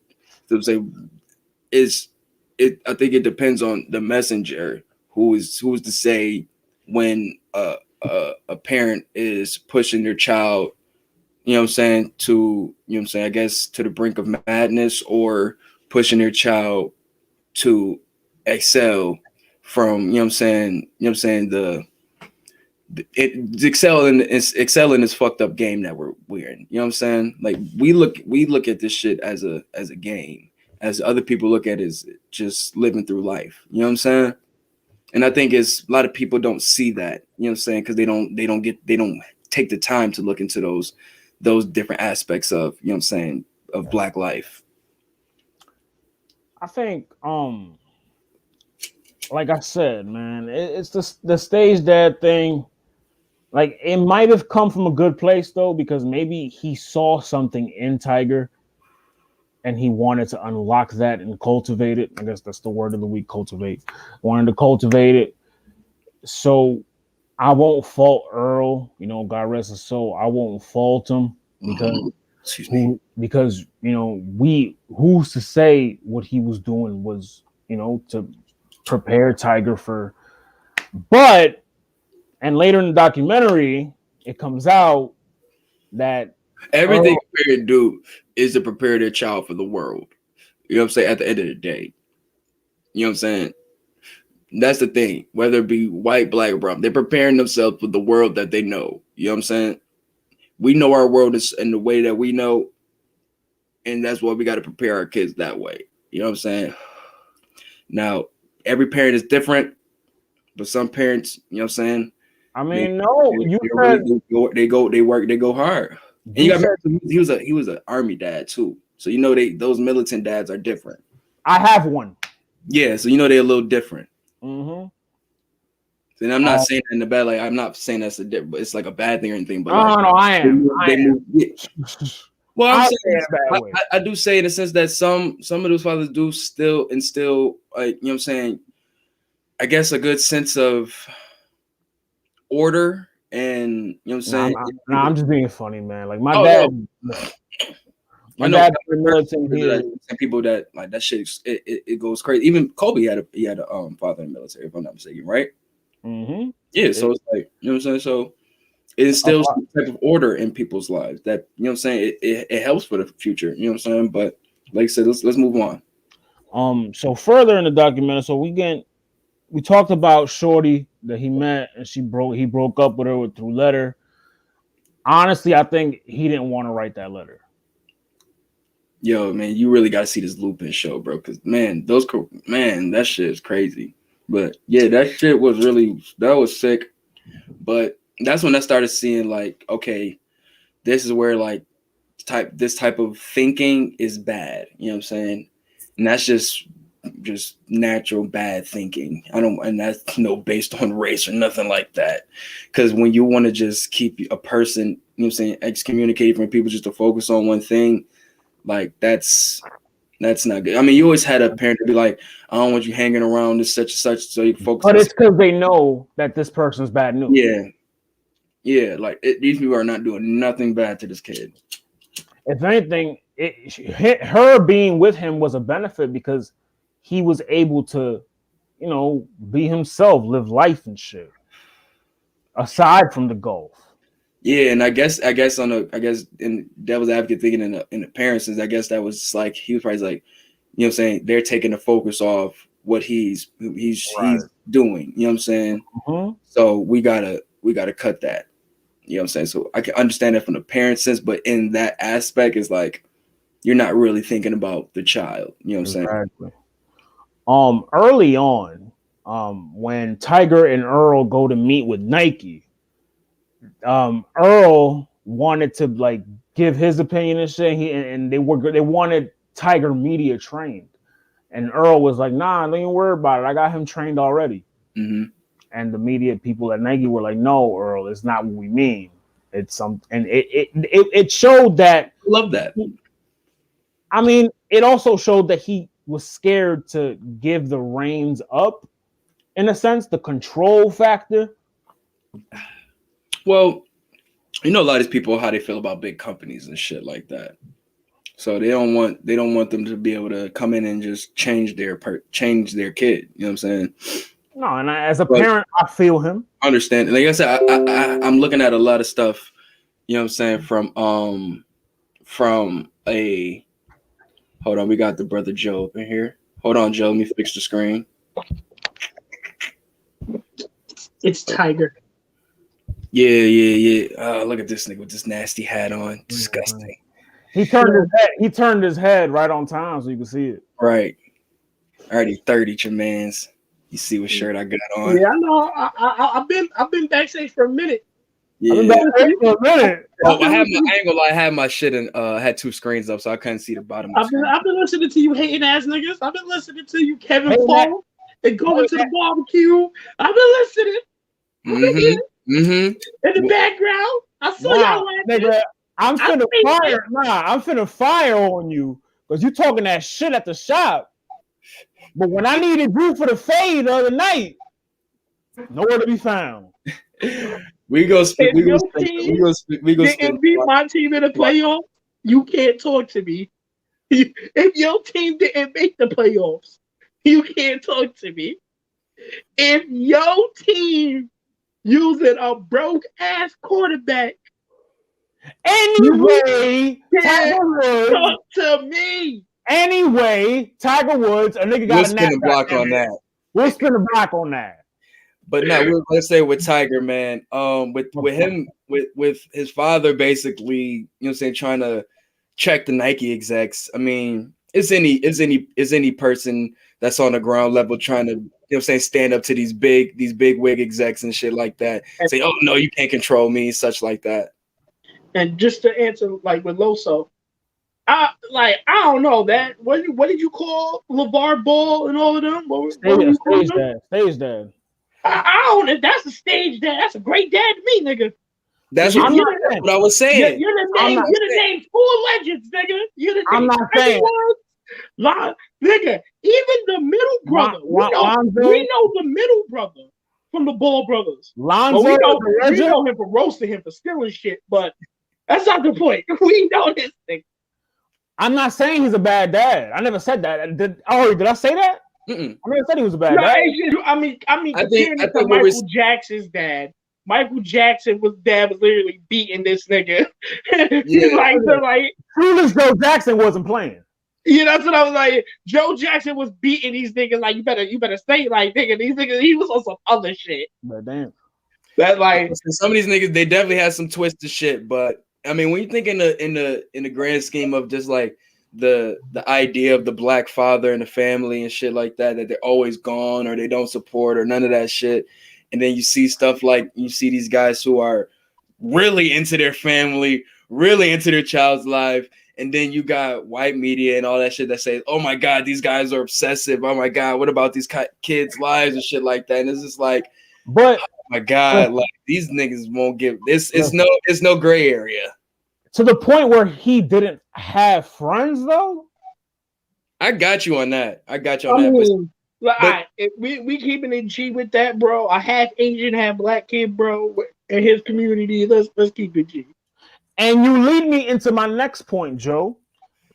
One of his first interviews with Oprah, or was it somebody? Hold on, before we go into that, we got the Nike situation. But we got to speak on how they did that whole explosion. We can't just skip past the commercial, yeah. Because with him getting signed to Nike was fucking huge. He had the biggest contract of any sports player at that time. Mm-hmm. You know what I'm saying? And I'm trying to remember. Shit for me, like real quick. Shit. My bad. I'm showing you. Nigga jumped out the chair like he seen fucking Uber Eats at the door. I can't find it, damn. But I got this one hat. It just show you that fucking. What this nigga looking for? Here you go. But you about to bring out the Tiger Woods golf hat? Yup, I knew it. It's still just Nike golf. Oh shit! But still, this. You know what I'm saying? He surprised me. I thought he was gonna bring out the black one. I wasn't expecting no fuchsia shit. The black one is somewhere around here, but it's all dirty and shit. But still, the fact this is infrared and pink, but whatever. But the fact that these hats, what you'll call them dad hats or whatever, the fact that these hats right here are so popular today is because of niggas like Tiger. You know what I'm saying? That's niggas that keep wear them hats.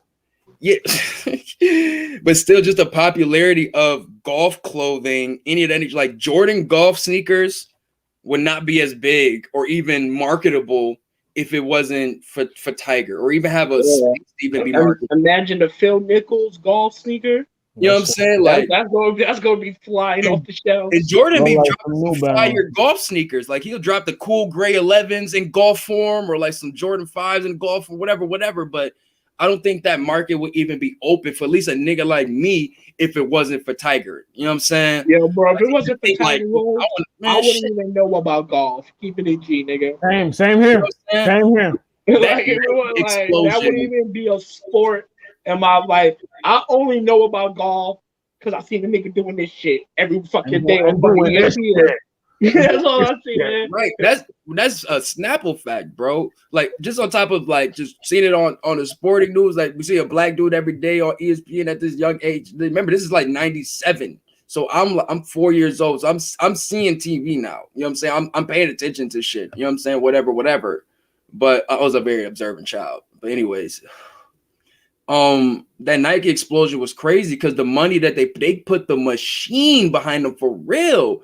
Like the commercials, all of that stuff, like the chance they took on throwing that race car, like they was like, "Hey, yo, man, like let's do it, fuck it, Uno out, nigga, for real." Like, you feel me? They said Uno out with that race car, but the shit. I mean, do you think things like that, like, started putting, like, the Nike contract and all that such? We knew Tiger was a reserve type child, so.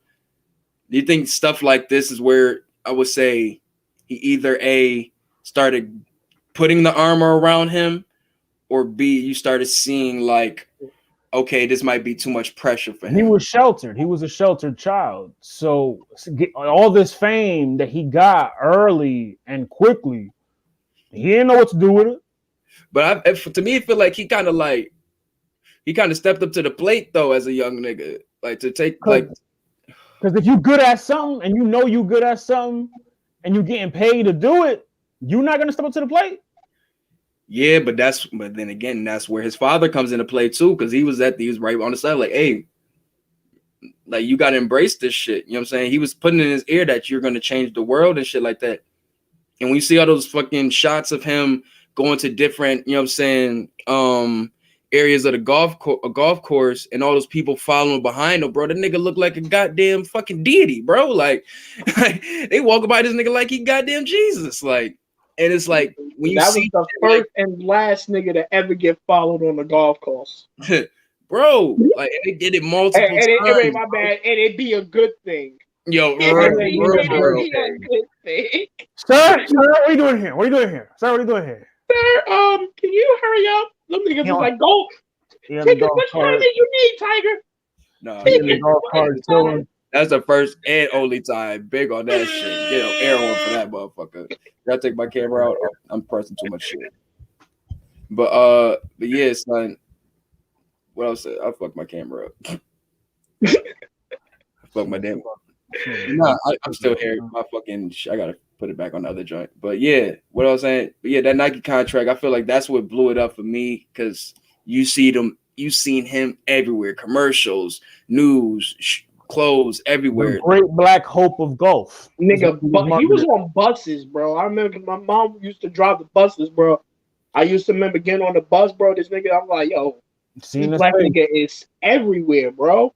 Billboards, and you know, we from New York, so it's a little different than like other. Like I don't know how it was in like Kansas and Arkansas and shit, but like I look upon my city, and I know in my city, that was like one of the littest shit to see as a young nigga, bro. To seeing a black nigga on billboards and everywhere. Once again, that Nike money, bro. Like Nike is the only people that can be able to do that. Like, because any other, like Adidas probably will be able to do it, but to be able to plaster a black golfer all over New York City, that's Nike money, man. That's that Nike. But you also got to see that as Nike knew already how big golf was. Us as a community, we didn't know, especially as kids, Nike how big golf is. You know what I mean? Like I won't say they knew how big.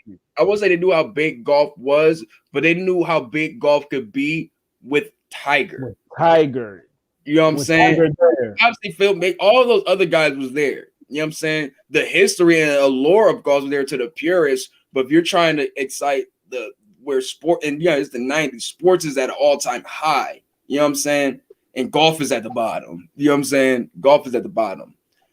And Tiger was the one. I can't say the bottom, bro, because like when you go outside, like being like moving from state to states and shit, and I see, bro, niggas really like, especially out here in Jersey and shit, bro, these niggas really be taking out here like, yo, bro, we're gonna take the day and we're gonna go golf. Like, bro, like that's the thing to do. That's not like I live right down the street from a big ass golf course. Like, but me, like I grew up. It's the basketball court or the baseball field. Oh no, bro! That's what I'm saying. I'm in the hood. It's a big ass golf course because right up the street is the college, but it's right across is a big ass golf course. So when I go, it's right there. I feel what you're saying. Golfing is nothing to be played with. Like my uncle does it every day, 5 a.m. He's out there. You know what I'm saying? Every day. You know what I'm saying? Dang. Yeah, so it's real. It's real. So that, and I had to put the golf. I had to do it myself. Once I did it, my couple swings myself, I understood how serious golf was. You know what I'm saying? But I'm just talking about in the sense of sports popularity. You know what I'm saying? When you got all the big names from baseball, the big names from all of that shit. You know what I'm saying? It's just they were at the bottom. So when you get a guy like Tiger, who is young, great, and marketable, you know what I'm saying? Like it took it to it. They knew that now I could take golf to a new level. Because this dude he did great. He had great feats, like, you know what I'm saying, at a young age too. So everybody like seeing a young GOAT. So that's how I felt. They knew they could take golf to another level. You know what I'm saying? Whew, that shit was so fucking fire, bro. That was really fire. But let's talk about what's next, bro. So he was on, I forgot what show it was. He was on like Oprah or something. It was on one of his first interviews after he won his first major. A little older now. Yeah, he's a little older now. So he's like, they asked him like, do you consider yourself African American or black, or what do you call yourself? And he was like, because they were talking about his lineage and, you know, how he's half this and half that. And he was like, no, I'm not black or African American. I'm Cablasian. And they asked him, what's that? And he's like, well, it's Caucasian, black, and Asian. Cablasian. And nigga cracked himself up like he said the funniest joke. And after that,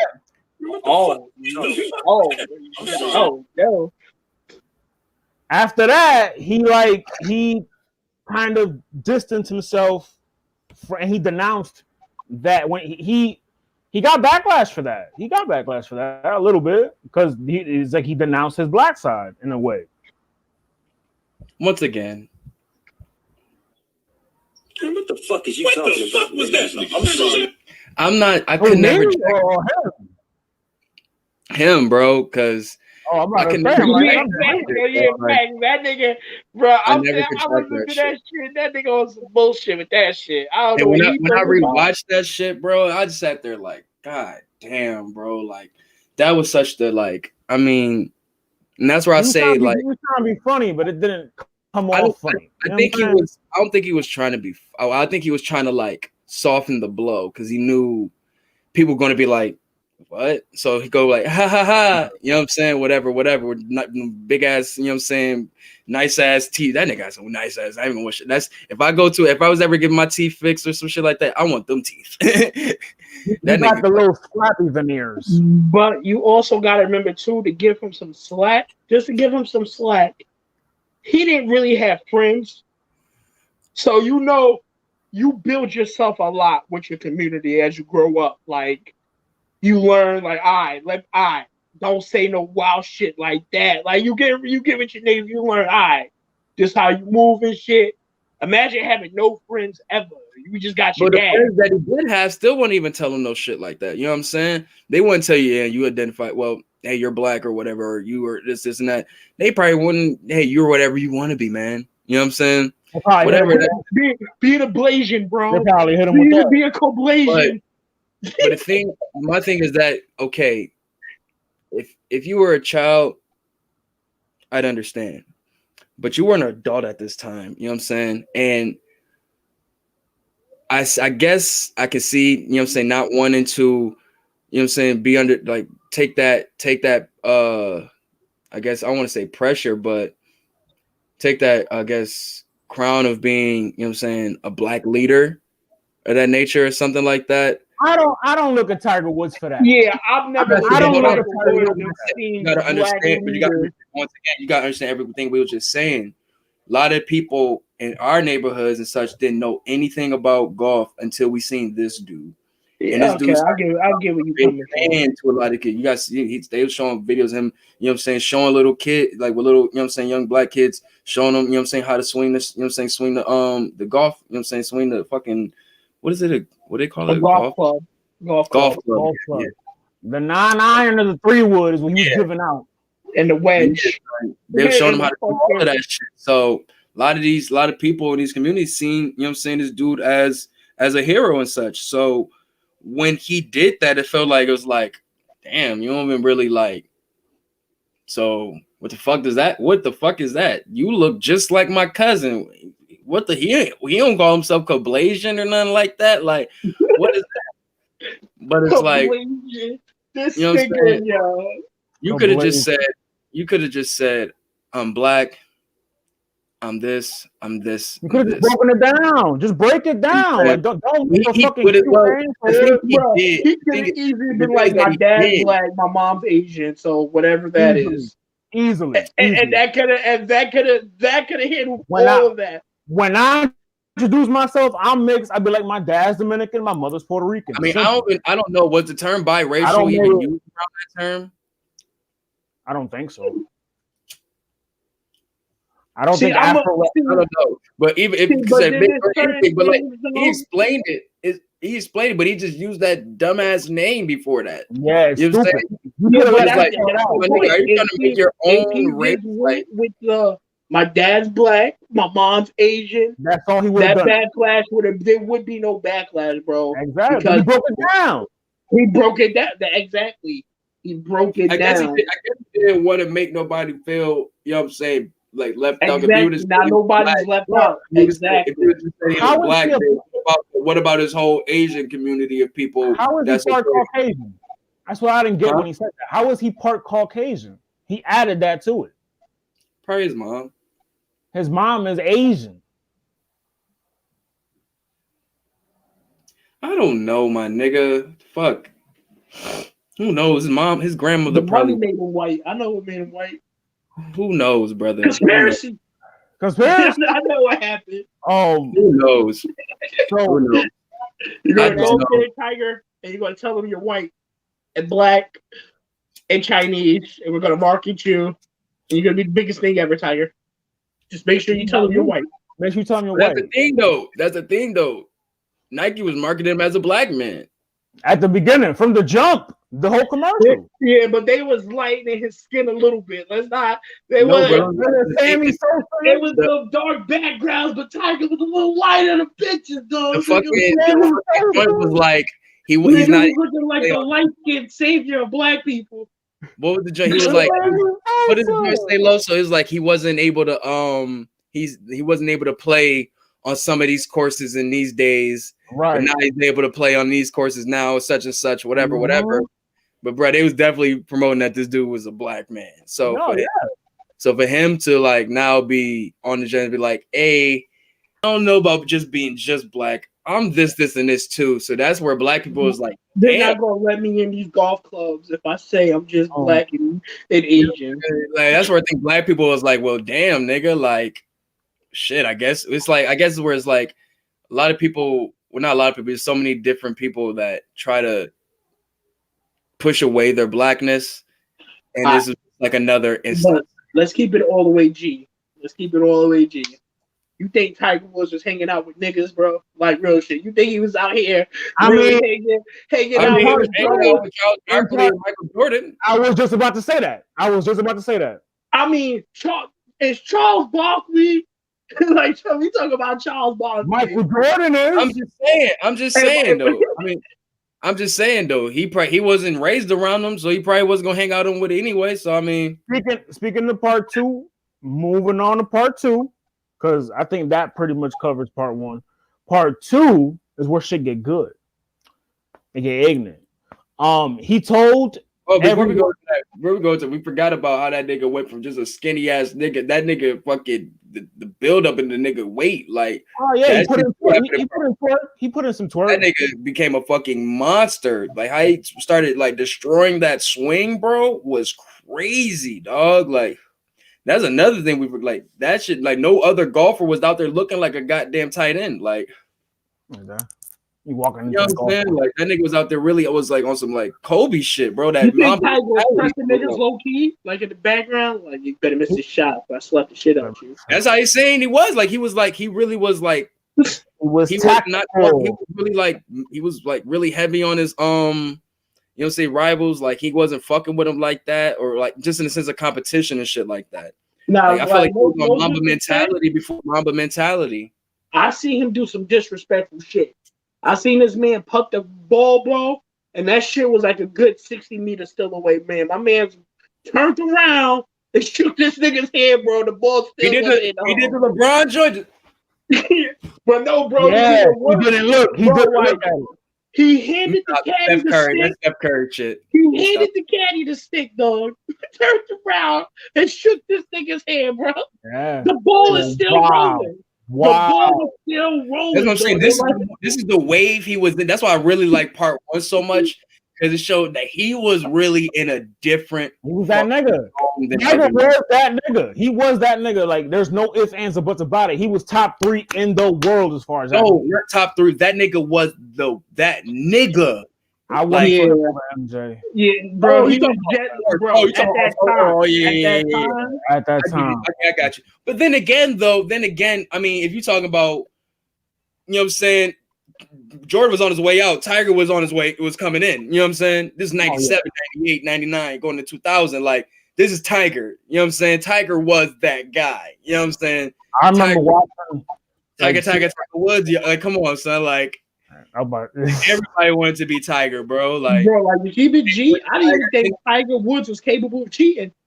Like, I thought he was like, yo, bro. I looked at Tiger Woods like I look at like a pastor. And then I realized I'm not gonna lie. You know what I'm saying? Ladies gonna kill me. I respected Tiger more after all that came out. Yeah, that's a conversation for me. I don't want to be on camera. You knew Tiger as just like, yo, dude is just, you know, he's just like clean cut. He was just the clean cut, working, you know what I'm saying, golfing machine. And I guess that's how people looked at him, which was a problem, I guess. Was like, yeah, I'm Tiger, bitch. You remember when the girl was like, the chick from Griffin was like, I saw Tiger sitting by himself talking to nobody. And I'm like, oh my God, it's Tiger Woods sitting by himself. Let me go check on him. Yeah, right. She saw this. She saw that. I mean, that might work to his favor. You know, Yo, MJ and Barkley was like, yo, he was asking dumb niggas, how do I talk to these women? Mind you, this nigga is the number one athlete in the world at the time. Once again, tunnel vision, though. That's why I say the tunnel vision he was in was insane. He was in Mamba mentality before Mamba mentality. So wait, do you think he transferred the Mamba mentality to pussy getting once he hit that point where because I have a theory. He fought like 100 bitches. I have a theory about that. Let's go to part 2 because that's where they go into Vegas and all of that shit. Let's get into Vegas and Tiger Woods. I have a theory about what Joe just said. Earl's dad was like unfaithful in front of Tiger, and Tiger saw it. I think he didn't really see it. No, the way the dude was so mad about talking about it. He was like, "Oh my God, he's gonna kill me when he finds out." You remember that? Yeah, he didn't want to say because he's saying that because he's bringing it up. The thing is, though, he kept it away from Tiger because he would, you know what I'm saying, he would go into the, you know what I'm saying, he would go into the, you know what I'm saying, it'll be somebody he's working with. He wasn't like just sitting there doing it in his face, like, you know what I'm saying? Like he probably walked in and heard that shit, walked out and practiced his golf swing, bro. The kid was saying that Tiger was out there he was out there golfing with Tiger, and his dad would be to go in the Winnebago. Yeah. Like, come on, bro. Like, y'all gonna cut Earl some slack, bro. Y'all gonna cut some slack. But I was linking that to like how Tiger was going on his little rampage. Like, listen, this is what I saw growing up, and I could not do this in high school. I was robbed of the player phase in high school. I am the number one athlete in the world. Let me put. And I got a bad bitch. Everything you just said has nothing to do with his father. Everything you said was right, but it has nothing to do with his father. Because he saw it, nigga.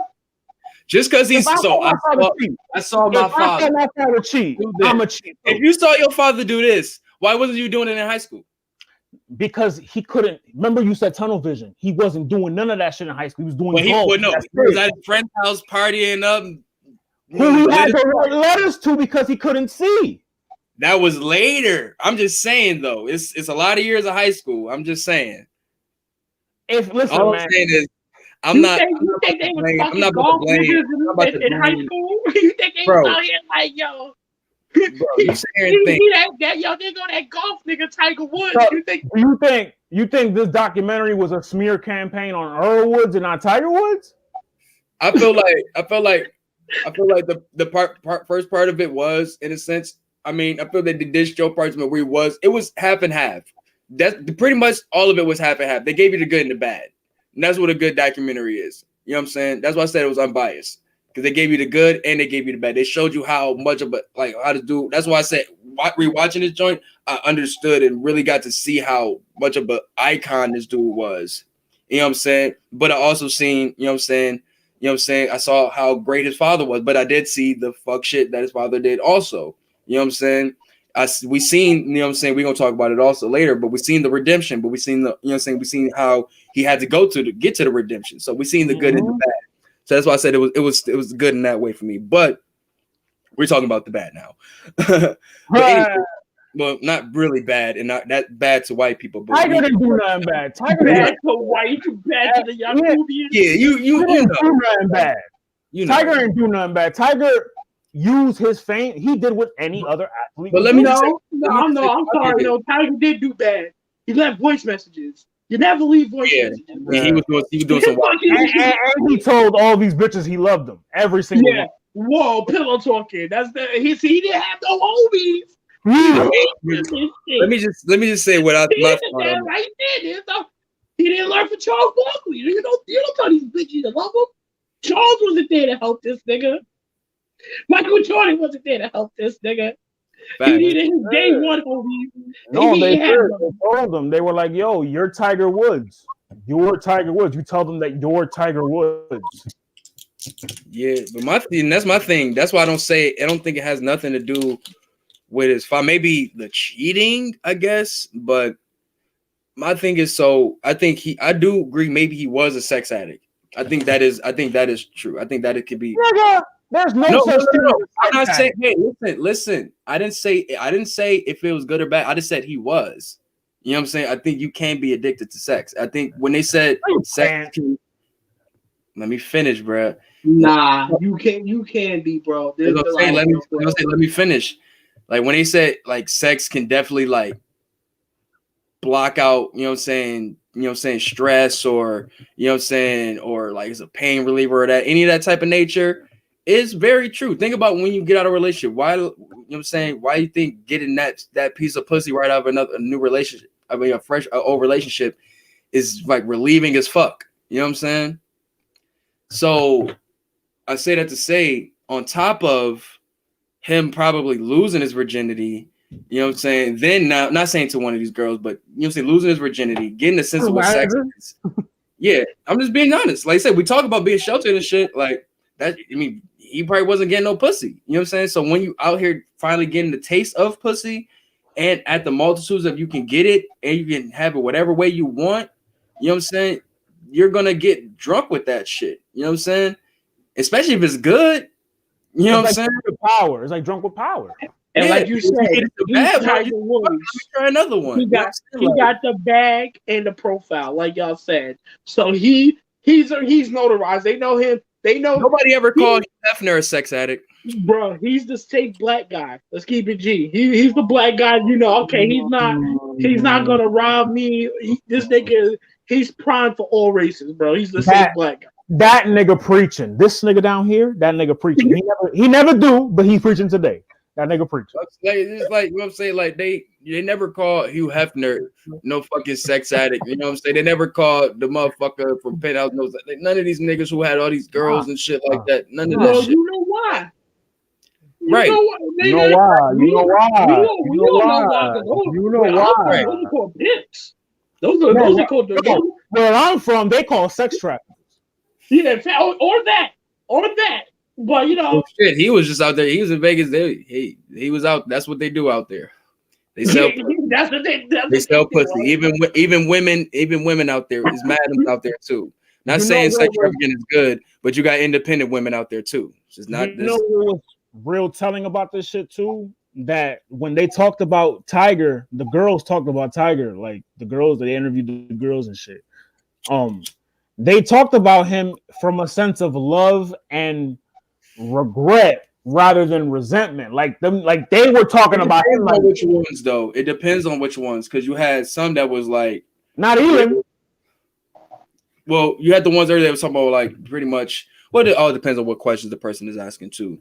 But they were pretty much just saying like how he was acting, how the system went, pretty much. You know what I'm saying? He would call, you want this, and that, whoop-de-whoop, this what happened, boop-de-boop. And, you know what I'm saying, that was that. I don't think until, you know what I'm saying, I guess, well, that was that. Nobody was back, or nobody said anything about that because it was happening. Now that we got to move on to where the injuries started happening, because this is where shit started to go to turn for the worse. And you know what that was? That was him doing, because his father had just died and he was doing that SWAT shit. And they were pegging him with shit. And they were like, yo, and they kept going for his knee. And it was well, no, they said they weren't going for his knee because they said they didn't want to be the one. Else was fucked. They said they didn't want to be the one to go for it. They said his hands or something like that. So yeah, they didn't want to be the one to fuck it up or some shit like that. But the thing was, it was on top of the training from that, and on top of just the years of, you know what I'm saying, working through injuries, because he had an early injury that he never, you know what I'm saying, worked on. You know what I'm saying? So stuff like that with a lot of, you know what I'm saying, athletes, they work through old injuries and shit like that. We seen it with, you know what I'm saying, Matt Jackson, who's been working through that, fucking, what was it? I think it was his leg or something, his ankle. He was working through that for some, like, Kenny Omega. Look at Kenny Omega. Yeah, like niggas be working through injuries for months upon end. You know what I'm saying? Shit, Cole Beasley was just saying that he been working with a fucking fucked up fibia. I think it was a fibia or something on his broken. Terrell Owens took the Super Bowl with a broken leg. He had screws in his leg. But what I say that to say is that it be later on where they got that shit comes. It finally takes its toll on them. You know what I'm saying? And when we seen that back give out on him and such like that, that shit looked painful, very painful. And yeah, I mean, obviously we talked, Loso brought up too, you know what I'm saying, the passing of, you know what I'm saying, of his father and the way he was just, you know what I'm saying, Morton was just trying to block that out. He did different things to block a lot of things out, to keep himself in a tunnel vision. May there have been different tunnels, it was all just one, you know what I'm saying, one strict thinking. If it's I'm doing this military thing to keep my, you know what I'm saying, to keep my connection with my father. I'm keeping that, nobody can touch that. You know what I'm saying? I mean, his dad dying left an empty space for him. Well, yeah, you can say all of this shit is in one time. You can say that he filled it with that. The women and, you know what I'm saying, and the golfing, all of that kept his mind off of, you know what I'm saying, all of the other pressures coming onto him. Maybe just from media or, you know what I'm saying, the passing of his father, you know what I'm saying, all of that stuff. But then you move on to, like I said, where the injuries come into play, where it's finally take its toll. Now he had to get the surgery. Now this dude but he still wants to play. Now, you know what I'm saying, the painkillers, all of the opioids and all of that such, you know what I'm saying, we've seen with so many different, you know what I'm saying. Yo, when he snapped his leg. Yeah, bro. He snapped his leg from the swing and he looked at the caddy. He was like, fuck that shit. We're going to win this tournament. And I love this. I loved it, but it was crazy, man. It's crazy. And that's that determination. You and he went and fucked the bitch right after. We'll talk about on one leg. I hate this nigga so much. I was tuned in. I was like, yo, they speaking some real shit right now. And then here go motherfucking Loso. And then he fucked the bitch after. Pain. Yeah, bro, I'm dead after the two. Don't listen. I was like, yo, bro, this nigga saying some philosophical shit right now. And then he gonna end it off with, and then he fucked the bitch afterwards. That's exactly what he did. But what I was gonna say is, oh, that really happened? Wait, really? He was piping he told the girl, I can't win without you here. But that's the thing. That's why that goes into what I was saying, though. He's using a lot of this stuff. And it goes back to the dad. Because his dad was always dead. It's not going back to his dad. It's going back to him blocking out. That was the problem with Tiger.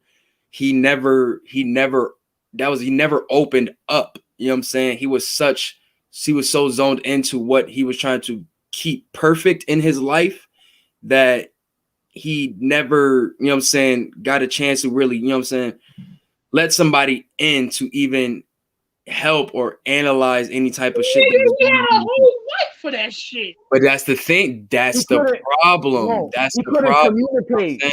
Him and Elon did not communicate.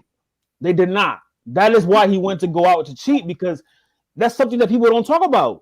He wasn't a sex addict. He just wasn't getting attention at home. But you remember, you know how that go already.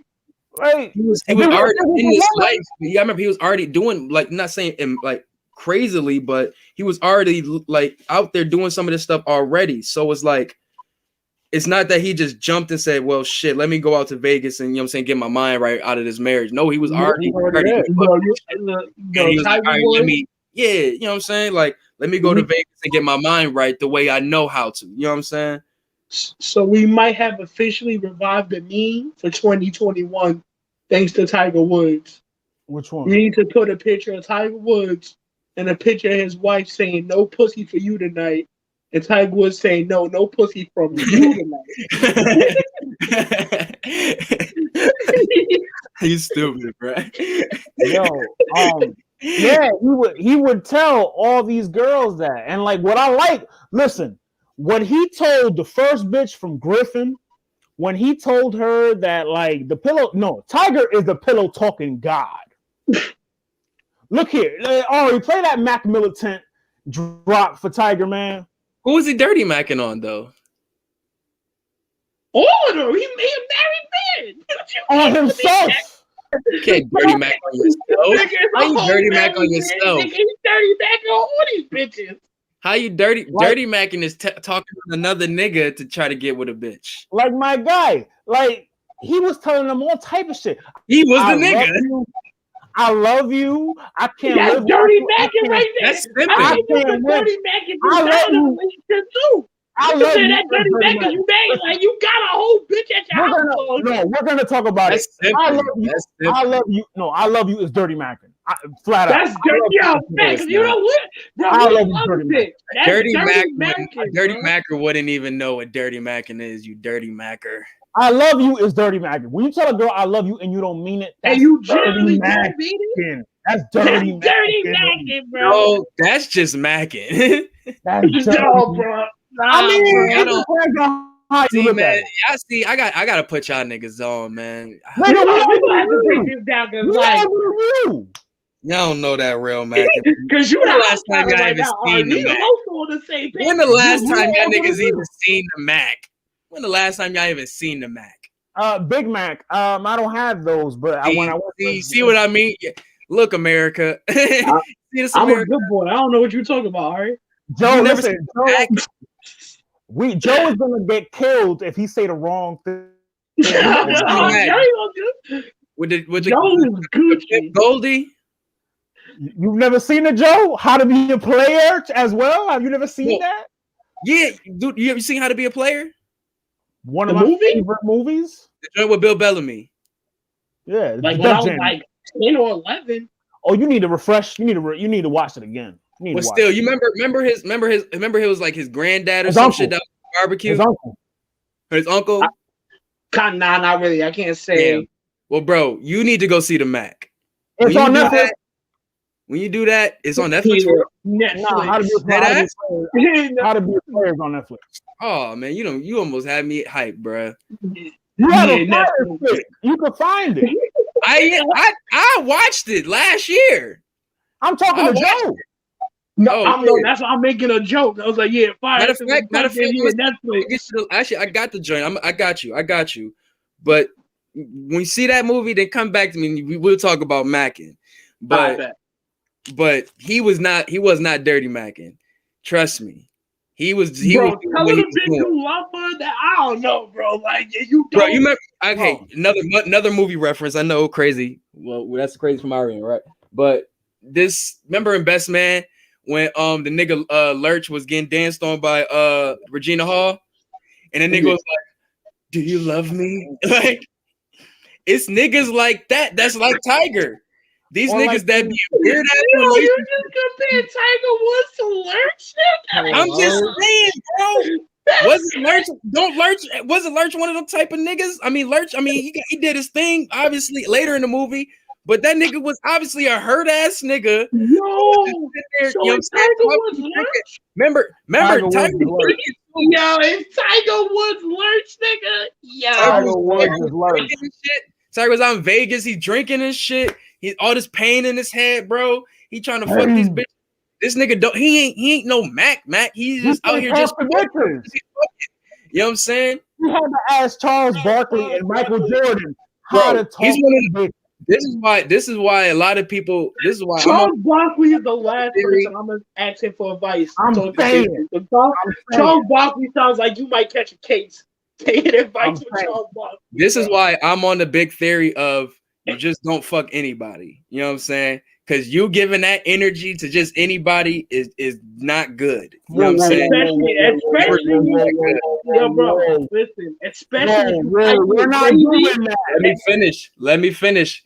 Because when you have certain niggas and dumb niggas out here to do that, it's dumb niggas out here who be telling bitches I love you and just be fucking them, and that fuck up the whole shit. Already capping. Because you never told a bitch you love her to get in her pants? No, dude. Why the fuck would I do that? I have. I haven't. I'm sorry. I'm sorry. I have not had. Forget, bro. Ari's a hero. We anti-villains, bro. Ari's a hero. I have not. I was able to get some pussy random or some Some pussy I worked on without having to say I love you, bro. You see how he looked at us when we said that and discussed? I'm like, he looked at us like we said, like, you smoke crack. I was Said, you out here telling B, you gave us the fucking surf face. That's not on us. Listen, that's not on us. That's on them. That's not on us. That's on them. Just like when a bitch say, "Come to me," you don't mean that shit. But she say that shit, right? Nah, bro. It's toxic energy. That's why I keep saying that, man. Toxic ways. Nah, you're not really living that toxic life, bro. You're not really living. If you gotta tell, I'm living that toxic life. I see. Now, see, if you gotta tell a shorty you just trying to fuck, I love you. No, bro. He's telling them. You missing this whole. He's piping them and then telling them that he loves them. Oh, no, Joe, I forgot this one. That's what I'm saying in the beginning. That's what I'm saying. That nigga is just a fucked up ass nigga. I forgot this one part. He's a depressed ass nigga right now, bruh. When he got depressed. What do you mean? His father died. This nigga this nigga, and he's just fucking these girls. And that's what I'm saying. You let that energy off of you. Like, niggas say dumb shit like that when you do that with just any bitch. When he got Shorty's number from Griffin, he didn't wait not even 5 minutes to text her at the light. That's how desperate your man was. But he didn't say I love you. He said, but maybe no, the side bitch. Now, if we talking about just the side bitch, that's different.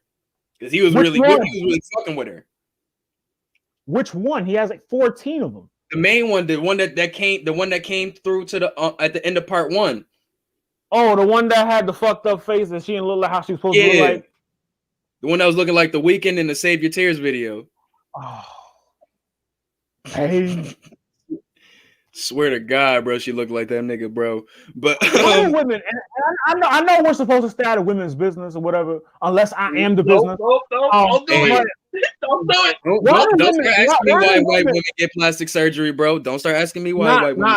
Not white women. Not white women. Why do women in general get plastic surgery when they look fine? Lil' Kim, perfect example. Bro, listen, I'm gonna keep it G. I'm gonna keep it G. No, I'm about to say I keep it short and sweet because I heard it from the horse's mouth. It's just some just don't got time for fucking exercising or they've tried it and it don't give them the results they want in the time that they want. And with the option of that being out there now, they're gonna use it. Just a word in less words than Arri, it's an ego boost, bro. That's all that shit is. It's not in a bad way either. Some women like one girl I was talking to, like, we cool, right? We cool. And you know what I'm saying? She said she was going to get that, right? And I'm just like, you know what I'm saying? Your body right. You know what I'm saying? Whatever. But she was saying, nah, this is what she personally, once I can't tell somebody how they feel about their body. You know what I'm saying? If you feel you got a flat ass and you want that shit to be bigger and no, these squats ain't working. Here we go. This bitches, bro, that banging ass body. They don't need plastic surgery. And they see another nigga getting bitches, and then they like, why he not getting me? Nah, I gotta go big. It's a mental thing too. He got like some women are like that too. I agree with you on some women like that, but some too women that too. You gotta understand that some women's bodies also, because some women have a way of like their body like able to like, let's say per se after, you know what I'm saying, a pregnancy, the snapback. Like some women their body is able to adjust back to its regular form quicker than other women. You know what I'm saying? So it's little things like that. Like, not saying that's the reason why, but just, you know what I'm saying? I'm gonna break out, man, because I'm already like cutting it close. So I'm gonna. All right, we're gonna finish the shit up. Bye, bitch ass nigga. Fuck you, nigga. You better pull up to the verses tomorrow, Joe. I'll be there. Brooklyn in the fucking house with my Brooklyn hat on. Fuck you mean? But Brooklyn 3-0, nigga. Fuck you talking about? Yeah, we wrap this shit up so we can be able to move on from this shit. But yeah, so like I said, That nigga was just out there wilding. I feel like that nigga was just letting that depression out into some pussy pretty much. And you end up saying dumb shit like that. But within that, you start, you know what I'm saying, giving too much love to the side joints, and that start fucking shit up. And now you're getting two worlds mixed up. And like I said, that nigga was taking pills, all of that shit. His mind was fucked up. Bro. We both listen to Kendrick Lamar, right? Mm-hmm. So we know there's a little song called P&P Part 1.5. That was Tiger Woods. I'm going through something in life. But the pussy and Patrol make me feeling all right. Trying to tell you, son. I'm trying to tell you. That shit was his muse at the time, between that and golf. And when he couldn't play golf because of injuries, he was doing that. You know what I'm saying?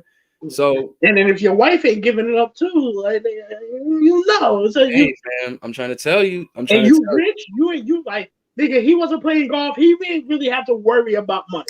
Like, money is not an issue for him. So you know what I mean? Like, your life shit is just there for you at an abundance, bro. Like, come on, my nigga. Like, my nigga, if you're rich and you're a nigga can tell you can have all the pizza in the world, and you love some goddamn pizza. And shit, my nigga, you're probably gonna just do it because you can be able to do it. You know what I'm saying? Well, you can. Who's gonna tell you no? Right, and that was the thing. Nobody was telling him no, and that was the biggest thing about that so shit. Can we blame his wife? Can we say that his wife was at fault too for this cheating due to the fact that she wasn't on her wifely duties doing what she? I mean, as a black man, I have no clue about cheating and what happens in that, but from what I've seen in the documentary, he's not a black man, according to Tiger. He's Caucasian, so I could analyze this. But yeah, I don't really see her at fault because, like I said, too much because that nigga was going through his own shit. You know what I'm saying? And if he's not opening up, then what can she do? You know what I'm saying? Because that's the biggest thing. A woman, the only thing she wants to do is just, you know what I'm saying, especially in a relationship, she wants to be not in your head, but at least enough to, you know what I'm saying, keep shit right. You know what I'm saying? But I feel like he wants to open up somebody if he out here fucking pillow talking to hoes and shit. Like, nigga, if you out here telling hoes you want to, you clearly want to talk to somebody, my nigga. Yeah, but I feel like he was probably doing a lot of that shit, sauced as shit. Drunk as fuck. You know what I'm saying? You heard that voice message. You heard that voice message. That voice message. Yeah, it's Tiger. Bro, like, you're not about to be in Vegas, you know what I'm saying, sober. Fuck that. Yeah, you might be on the side calling this nigga Lurch.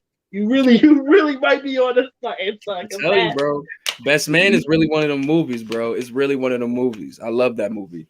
But and then, like, say you got the cheating thing that comes to light, you know what I'm saying, after, you know what I'm saying, the nigga crashed and shit, and they showed the little they showed this funny ass little you know how they do those little reenactments, but it was like the animation of him hitting the tree. Yeah, this shit was hilarious, dog. It was hilarious. They pretty much said that the nigga pretty much like his wife pretty much did the old let me call shorty trick and, you know what I'm saying, disguise myself as him pretty much, which is like that is no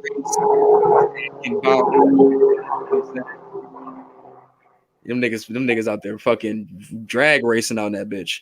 Yo, you heard that shit? Yeah. That shit sounded hella close, my nigga. Sorry, this nigga Joe out here living the goddamn Saudi Arabian shit. Yo, bro, that shit scared the shit out of me. You didn't see me look up. Like, yo, that was shit.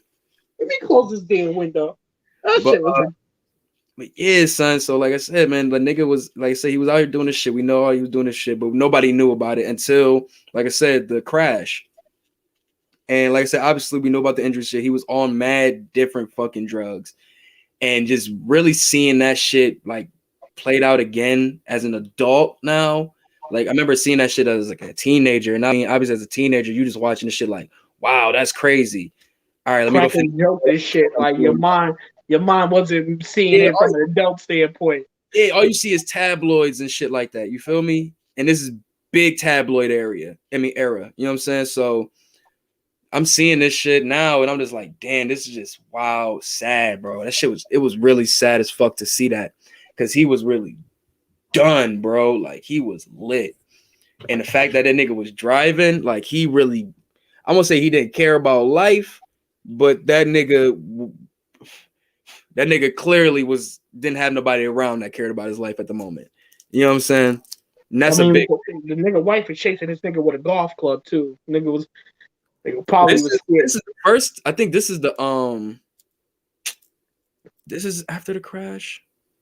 Let me make sure. I'm trying to think because he had I think it was the crash first. I think it was a crash first. Then he got stopped by the cops. Yeah, the crash came first before he got stopped by the cops. Yeah, because it was the crash first. And that's just when, you know what I'm saying, people were just like, well, what the fuck is going on with this? You know what I'm saying? Even too, like they was talking about parts where fucking I'm mad I almost forgot about this. The National Enquirer are some sick motherfuckers, yo. The motherfuckers were stalking this nigga Tiger, like really stalking this nigga, had a nigga following this nigga when he was with his side bitch. And when they went to the little, you know what I'm saying, area to go fucking do their thing, bro, they was sitting there in the cut, like sitting there like just what happened, bro? Sickest thing, bro. Sickest thing. Viewers, I mean, viewer ears, discretion advised. If you've seen it, you've seen it. You probably know what I'm talking about. But I guess she dropped a tampon outside the fucking window, and the nigga from the National Enquirer came and picked it up. And they said they were going to keep that shit for like collateral. I was like, nigga, what? Yo, imagine somebody calling you, be like, yeah, we got your bitch's tampon, nigga. You better come clean. No, we about to go public. You know what I would do? I would instantly hang up. I would laugh at you so hard and hang up. Oh, you found my bitches. I was like, nigga, what? Yo, bro, I wouldn't even know how to respond to that. It was insane. It really was, dog. Like, so just on top of that, and so they pretty much he had that in the back of his head too.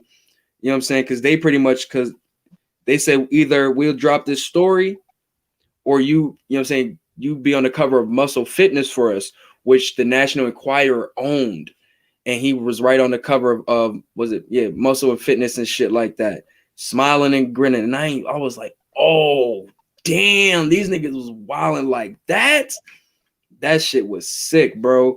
Because they just on top of that, they were pretty much after that, were just following the story. You know what I'm saying? They heard stories about what he was doing in Vegas and shit. So just seeing that, you know what I'm saying? And finally, when they seen, I guess, the crash, it was pretty much like, do we just go with it? Do we just go with the story? You know what I'm saying? Because they probably already knew what the happening was. They put their one and two together through the little animation shit that she chased them and shit with something and hit the back of the window or something, or it's hitting the car and he ended up crashing into the fire hydrant, looking back, scared as shit. I know somebody was like, "Yo, George, you still got that tampon shit? Just got real." Shit just got real. Shit. It's got real, dog. She used the old. Let me call Shorty. And you know what I'm saying, mask as him, and that shit worked. Like that shit works for every woman, bro. It works for every woman. Like no woman is gonna not use that fucking trick. Especially when they got the little suspicion of you cheating. It's a wrap. You better get you a chick of two different races. Right, bro.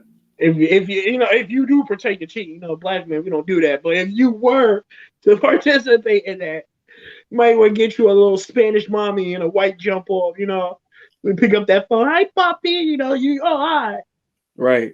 This white like, hey, Tiger. Like, oh my God, bro. She even called the nigga her Tiger. I was like, what in the colonialism is this? That sounds like some slave message.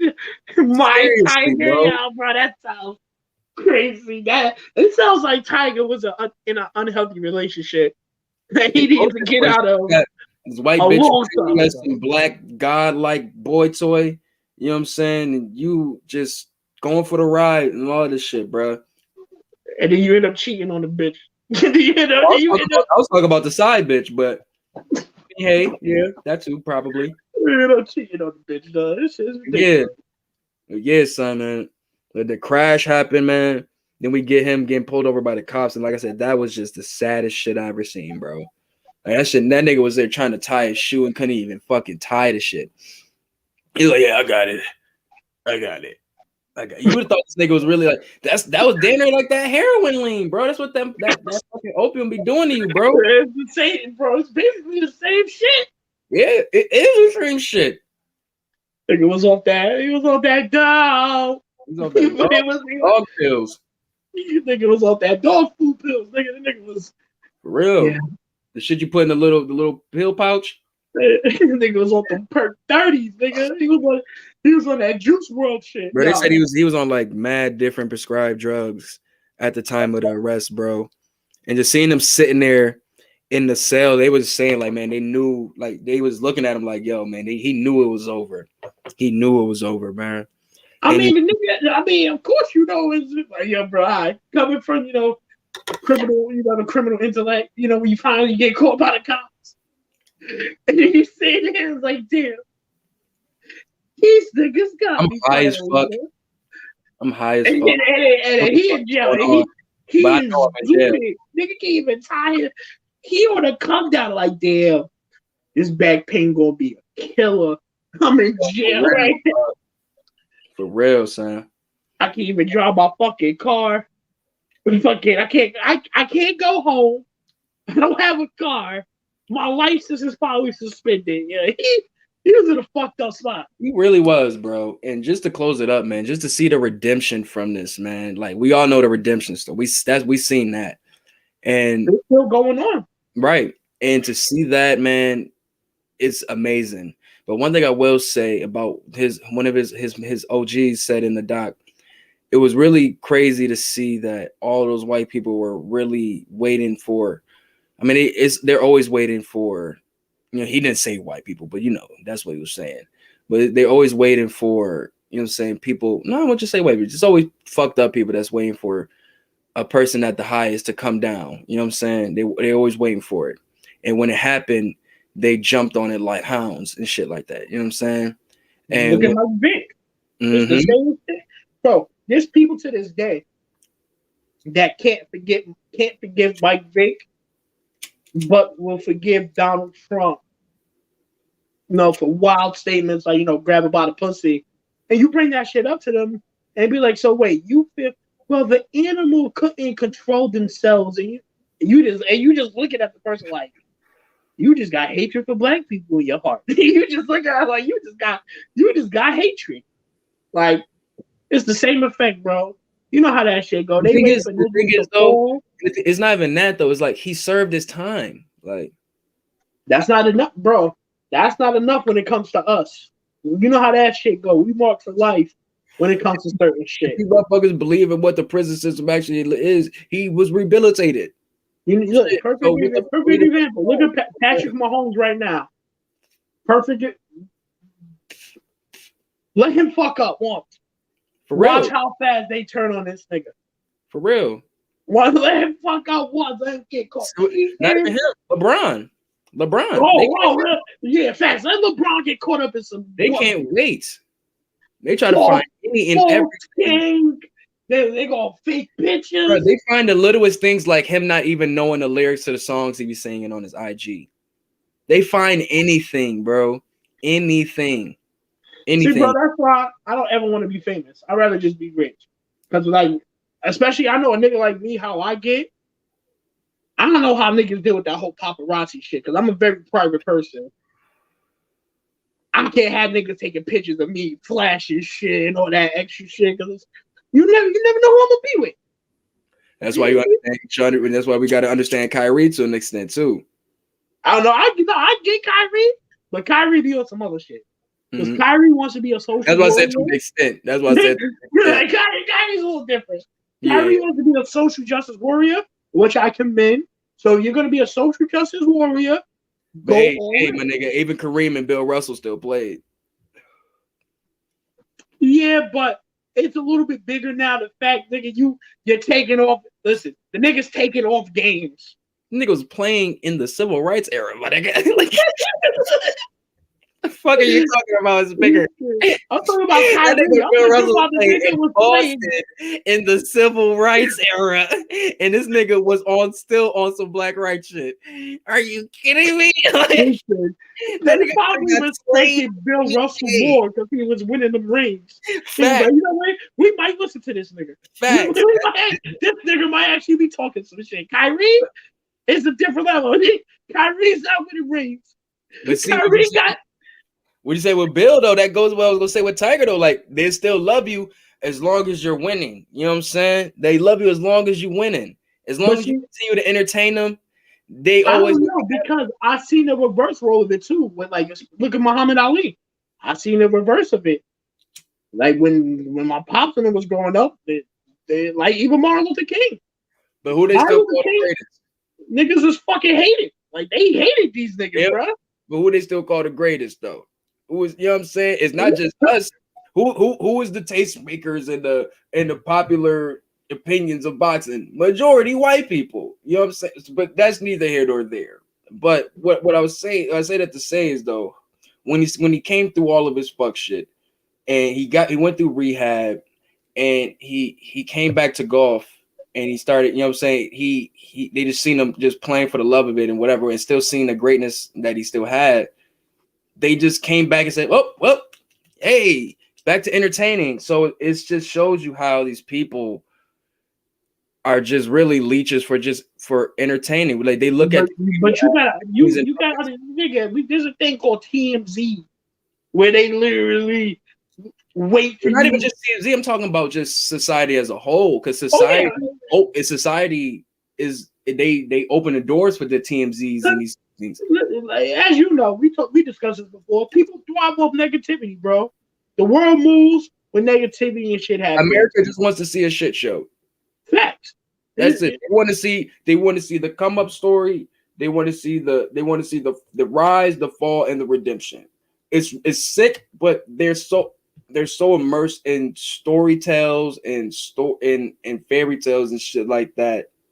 They implement it on people's actual human lives. You know what it is, bro? It's the idle state of mind. Like when people idolize people so much to the point that they did something. Now it's like, oh, this is crazy. Like that's one thing about myself. I can say I never idolize people. There's people that I have respect for, but then like bro, there's people like out here like fist fighting in public for like Michael Jordan or LeBron. Like nigga, you'll never catch me fighting a nigga over a Michael Jordan. I'm not talking about those niggas because those niggas are we just call diehard fans. I'm talking about just the person who, let's just say the person who just watches TV or just goes to a sport, right? You know what I'm saying? Let's say, I'm gonna keep it right here because I feel this is really the perfect example because where you seen, like I said, we talked about how all these guys were following him and all that stuff, and they did it again when he came, his redemption story, whatever.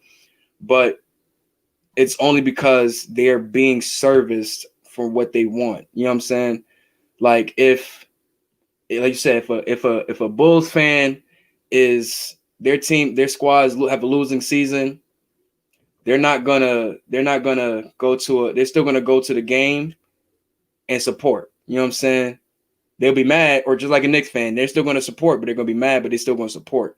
They were not trying to support Tiger at all. You know what I'm saying? Like I said, they thought he was done until he actually took the steps to go forward.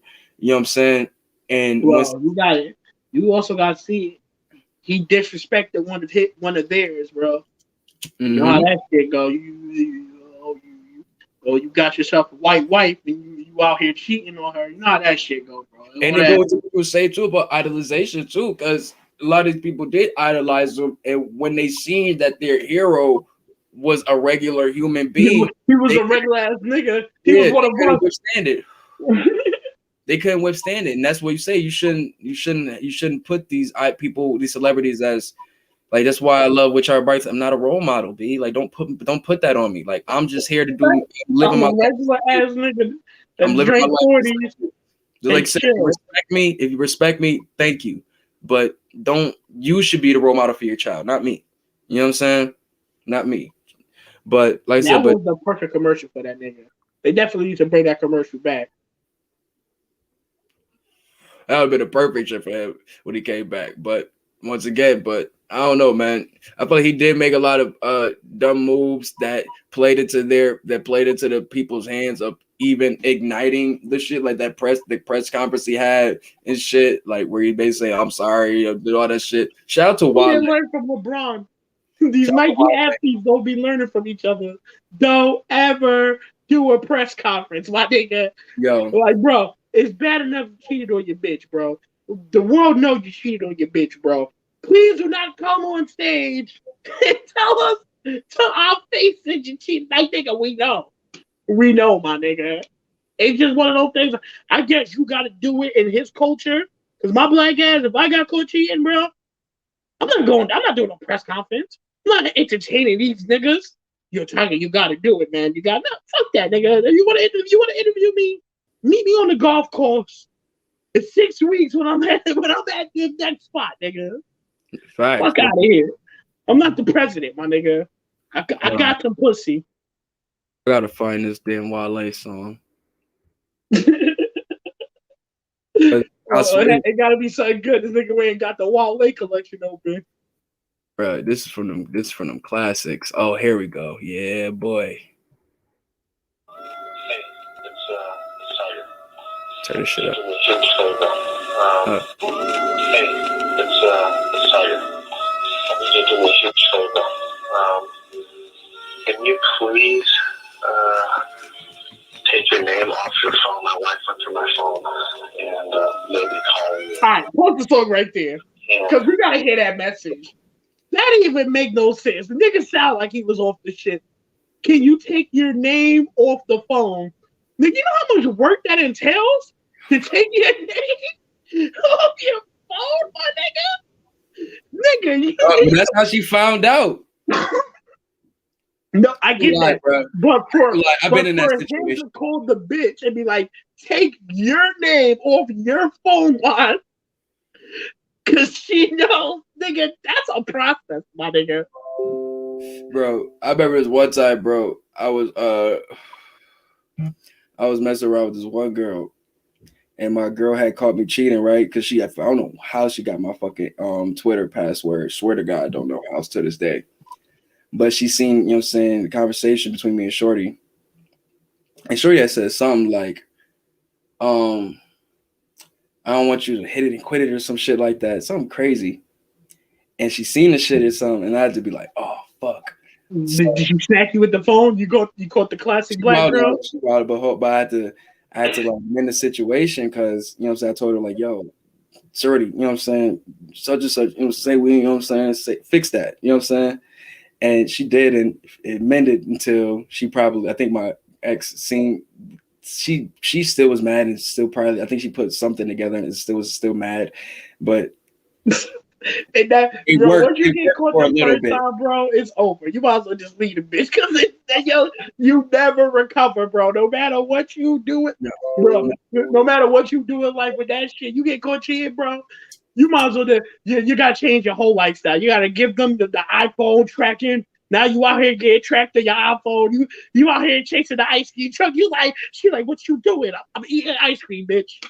I can't eat it. Yeah, bro. She had hit Shorty up and everything. And Shorty, you know what I'm saying? Shorty had bailed me out. You know what I'm saying? Shorty had bailed me out. Oh, see, she the GOAT. She wasn't on because you know some bitches be like, oh, now this is my time to claim mine.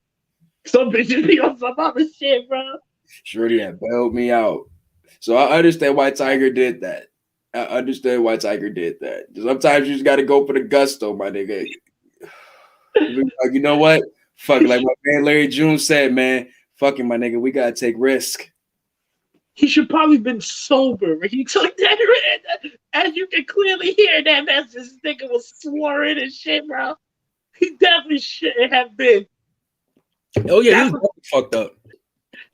That's a sober conversation. That's he was probably fearful for his life because he was probably about to beat the shit out of this nigga. And he rich. He could have got a car or some shit. I was like, was Uber?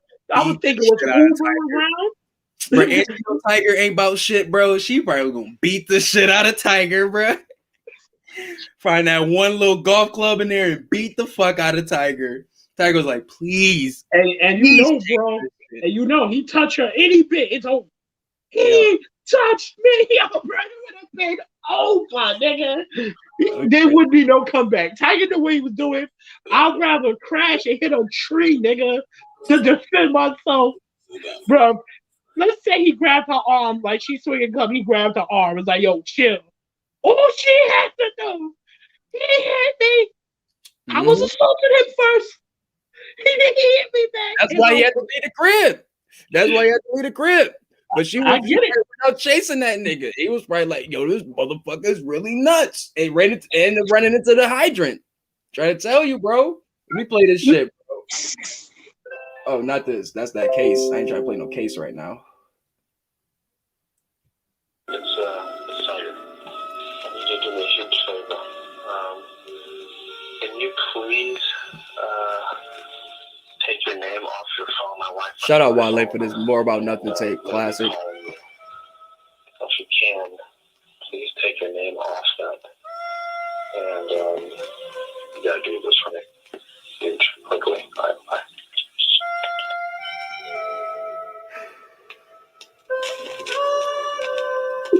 Oh, shit.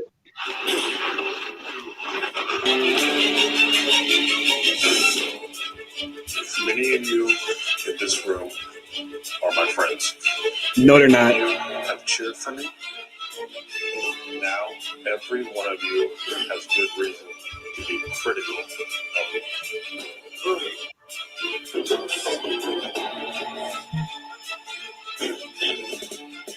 Man, yo, I love that song. Shout out Wale, More About Nothing. Eye of the Tiger. He wilded out on that shit. But still, man, that shit, man. Them voicemails, the press con, he just mad moves, bunch of bad moves, like I said, man. But we're so glad to see him really push through that shit and really make it through. Like a lot of people wouldn't make it through that shit, bro. A lot of people could not make it through that shit. A lot of niggas would have off themselves. That's one thing you can say. Real, bro. They're not even being funny. A lot of niggas probably could not handle that pressure. Given like how we talk, everything we said about Tiger and his upbringing, a lot of people probably couldn't handle that pressure. But he was that Mamba mentality, bro. Rest in peace, Kobe. But that it's certain niggas with that type of mentality that just continue to rise through. I mean, he ended up lucking out. He lost some white, but he was getting some Olympic pussy. He came back. He still got his Nike endorsement too. Still, like he good. Remember when they was dropping his endorsement? Yo, bro, remember that? Bro, I remember watching ESPN and they had the list. Bro, that shit was wild. My nigga, he lost Nike too. He had lost Nike too, I believe. I was like, for cheating? Yo, bro, that's all that was going through my mind. I was like, for cheating? Bro, it's crazy, bro. That's why we think about the Last Dance documentary, because when they brought up a lot of shit about like Michael's gambling and all of that such, not too many batted an eye to it because it was a regular American staple culture, but the way he was going about it was crazy though. You know what I'm saying? He was a gambling addict. Like I never realized how yellow this nigga's eyes was, bro. Like this nigga's eyes was dumb yellow, bro. Like and like screaming for help. Like this nigga was out here sauce. Yeah, but man, that Tiger documentary, shout out HBO Max, man. They did their fucking thing with that joint, man. That's one of my favorite, like, just pieces of film along with American Skin of this year so far. So it's a lot of good joints coming out so far right now, man. American Skin, dog. That's crazy, one of the ones, bro. That's one. It was crazy. It was a crazy joint. That's one of the ones when I have kids down the line. That's going to be the movie for my generation. Be like, yo, you know how our parents is like, yo, you got to watch Roots and shit. Mm-hmm. Yo, you gotta check this movie out. Like, you can hang with your friends later. Come sit down. Make my kids watch Roots. I love that fucking movie. Every black parent gotta sit their kids down and make them watch Roots. I love that movie for all the wrong and right reasons. Cool. All of my nieces, I held them up. It was like, Kizzy. I did it to all of them. Bro. It was. Yeah, you're a wild boy. I love that shit. But next February 12th, we got the Judas and the Black Messiah coming out. I think it's Ryan Coogler. I think he did that joint with him. My man from Get Out, I can't think of his name right now, and Lakeith Stanfield. Jason Jordan Peele? No. The actor Daniel Coulier. Oh, okay. Yeah. They're supposed to be the movie about Fred Hampton. And that shit is be fucking fire, bro. It's gonna be, you know what I'm saying, it's dropping on HBO Max, and you know it's gonna be in theaters too. I'm happy, bro, with this whole shit. I'm not gonna lie. Like, I do miss the movie theaters. So I'm kind of happy them putting everything out, because, bro, I'm an inside nigga, bro. I like to be inside my crib, bro. All this damn rent niggas be paying this shit. I can eat what I want. You know exactly. Like, bro, I'm not paying $45 for a bucket of popcorn and a drink. Like, yeah, I'm man, out here eating a good plate. Hold you. But this is random. You said that, it made me start thinking, like, now speaking about it, we was talking about it a little bit last week, but we got the WWE Network moving. We didn't talk about it to an extent, but we talked about NBC and them in WWE having conversations and shit. But now we see the WWE Network is going to be moving to Peacock, pause, I guess, Peacock streaming network and shit like that. I mean, quick thoughts and shit. Like, what was your thoughts when you seen that? You know I'm the last thing you need to ask about that, because that did not affect me in one bit. Getting this nigga don't got the network. Oh my god. Oh my god. That doesn't affect me one bit. You know how this shit go. Regardless where it's at, I'm gonna watch it. You know how that go, my nigga. But are you gonna cop the network or the Peacock Network drink? Fuck no. What the fuck? You know what? I think I might. It's for $4.99, bro. I'm sorry, bro. My only thing is though, like with the WWE, it took a while to get there, but their interface where it was at its present day was really good, yo. Like, bro, I'm at the point, bro. I'll go in the group and shoot niggas, and each of us drop $1 a month, and we can share the Peacock Network. Pause. We can pause. We can all this, like, bro, I'm really anti-paying white niggas to watch shit. Like, I'm real, like, I ain't gonna hold you. I'm low key getting there too, though, bro. I'm low key getting there too, because real talk, the whole transition from cable to streaming, it's starting to balance out. Because when they were saying basically you want to cut your cable calls, all that whoop de whoop, come over here. Now everybody's over here. Now you got Paramount Pictures over here, NBC's over here. You got multiple different. You know what I'm saying? Cable companies is going to be the house telephone. But bro, I think either that or they're all just going to transition over to these places. But I don't think they all can do that, because, you know, like with certain laws, like you can't make a monopoly with certain shit. Like you can't monopolize different shit and be like, all right, we got this. I don't know how it works. I feel like the spectrums and like the but see, I don't know how it goes for like the entertainment business with like, all right, Paramount, we're gonna take 10-year movies and we're gonna put them on our streaming service. Yeah, I think that's where it is. Or a lot of them are basically telling all these cable companies, fuck y'all, fuck y'all contracts. We just gonna go do our own shit. You know what I'm saying? But each company got different things. Like with the Peacock Network, like I don't have the company. I don't really use it. I think it's called Infinity or Xfinity. If you have Xfinity, they give you the Peacock Network for free. Yep, I believe. Like I think who I have Cablevision, they give us Netflix for free. I think Verizon gives them Hulu or some shit for free. Dish gives you Netflix. Well, you get the app for free. You got to pay for it still, but you see, that's my point. They are teaming up with different companies. So Dish had them for a while. I will say that Dish was one of them. They had them for a while. They had that. They had like put YouTube on this shit early, and this is just like the no smart TV type shit. They just got it on the box itself. Yeah. But just even that with just the like I said, those transitions even with smart TVs, a person can just have a smart TV, and I think they're really thinking about this younger generation who are.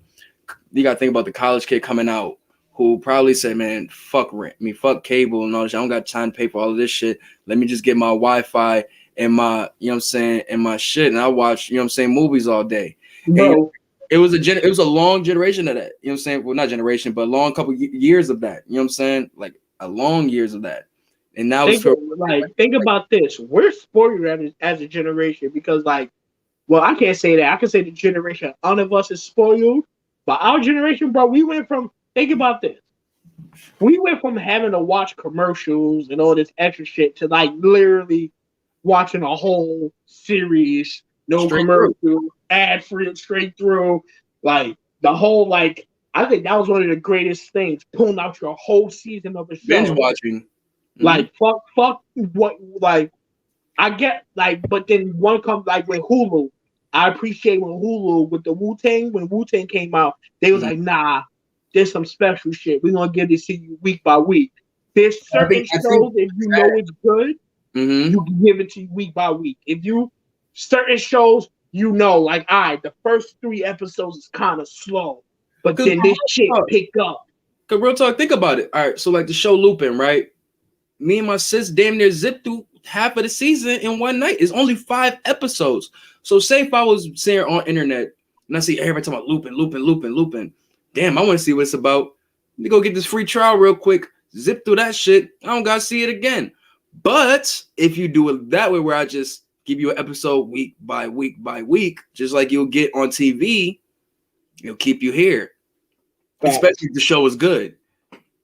You know what I'm saying? So these people, that's why I say it's transitioning.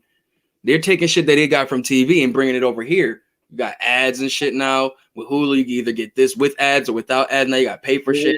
It's Peacock too.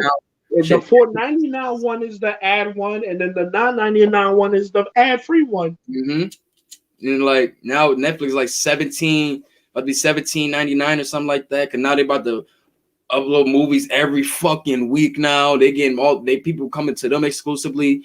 So it's like these streaming companies are getting money now. Like they get money now. So it's like they say shit, we about to be the new TV, the TV companies and shit like that. So it's crazy to see how Netflix dynamic changed, bro. Because I remember being like 14, 15, I had GameFly and I had Netflix. So I was getting shit mailed to my house. Like that, and I thought that was the wildest shit ever. I was like, wait, we ain't gotta go to Blockbuster no more? What the shit we just go on a computer and click shit and it just gets mailed to our house? Like, nigga, I thought that was the littest shit.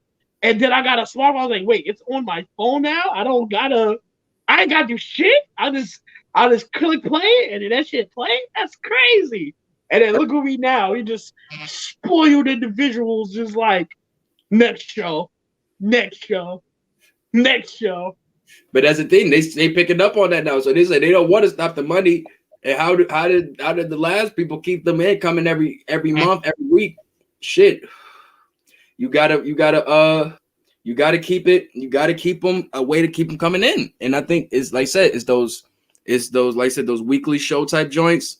I mean, obviously the ads is going to bring the money in now, even though it's what it is. Ads is anything that's streaming, you're gonna get ads now. It's you can't get away from. Those are the new commercials.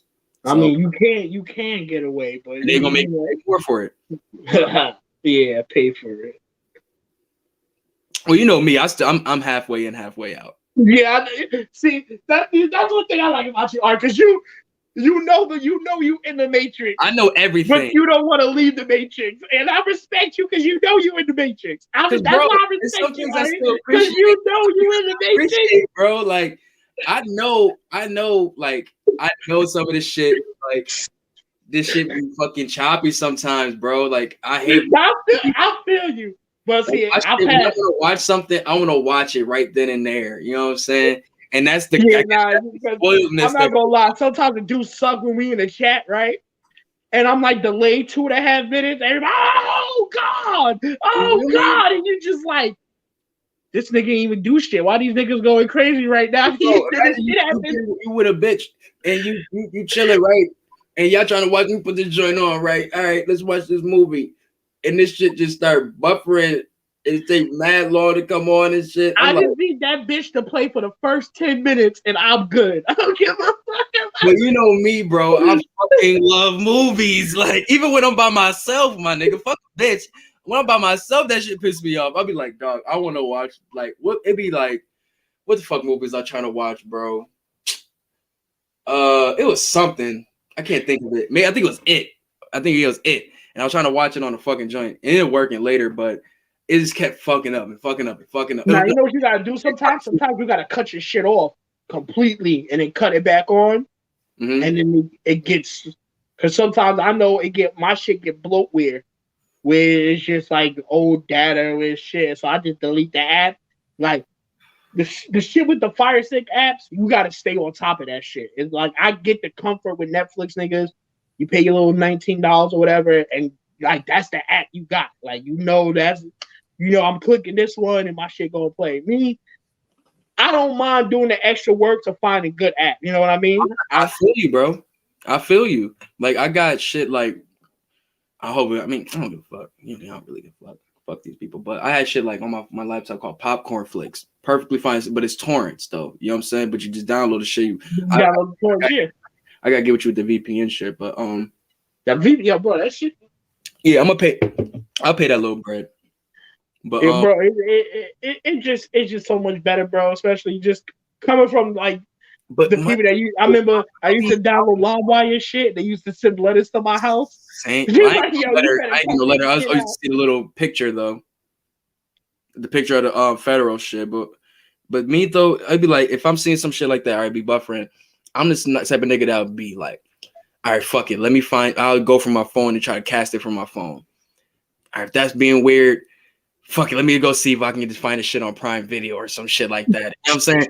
Like, I'll find how you say you take the work. I'll take the work to find it illegally and legally. Like, you know what I'm saying? I just need to find this shit and clear. You know what I'm saying? Just go smooth through. You know what I'm saying? Like, I'm that watcher. I'm that picky. I'm that picky, man. Like, now I feel you because sometimes the shit be trying my patience. Sometimes too, though. Like I'm not gonna be capping like, yo, this shit perfect every time. Sometimes shit be trying my patience. Like nigga, did this shit just play the same episode I just watched? You click it down. You're like, yo, this shit off. This shit's fucking terrible, man. Let me see. Let me just check my list real quick. Make sure anything good got before we close this shit up out of here. I know I had something else. I mean, ain't that really happening in battle rap right now. They started releasing the battles from Smack Volume 7. I mean, we talked about that shit, but only battle I probably want to rewatch is probably Jay and Twerk and DNA and Av. I definitely want to rewatch Chilla versus K-Shine to break down some more Chilla versus just a second watch. Just that's it. Nothing like 300 docket, man. I'm with that. We could definitely put those 300 docket, man. So I'll save this topic for next week, and I'm gonna do top five triple threat matches. I just want to do that. You gonna make me have to go in my bag for that one. That's a crazy one. Facts, bro. I think we definitely. Oh yeah, man. Oh shit. Real talk. What's some shows you've been watching lately, bro? Like, you been catching any new shows?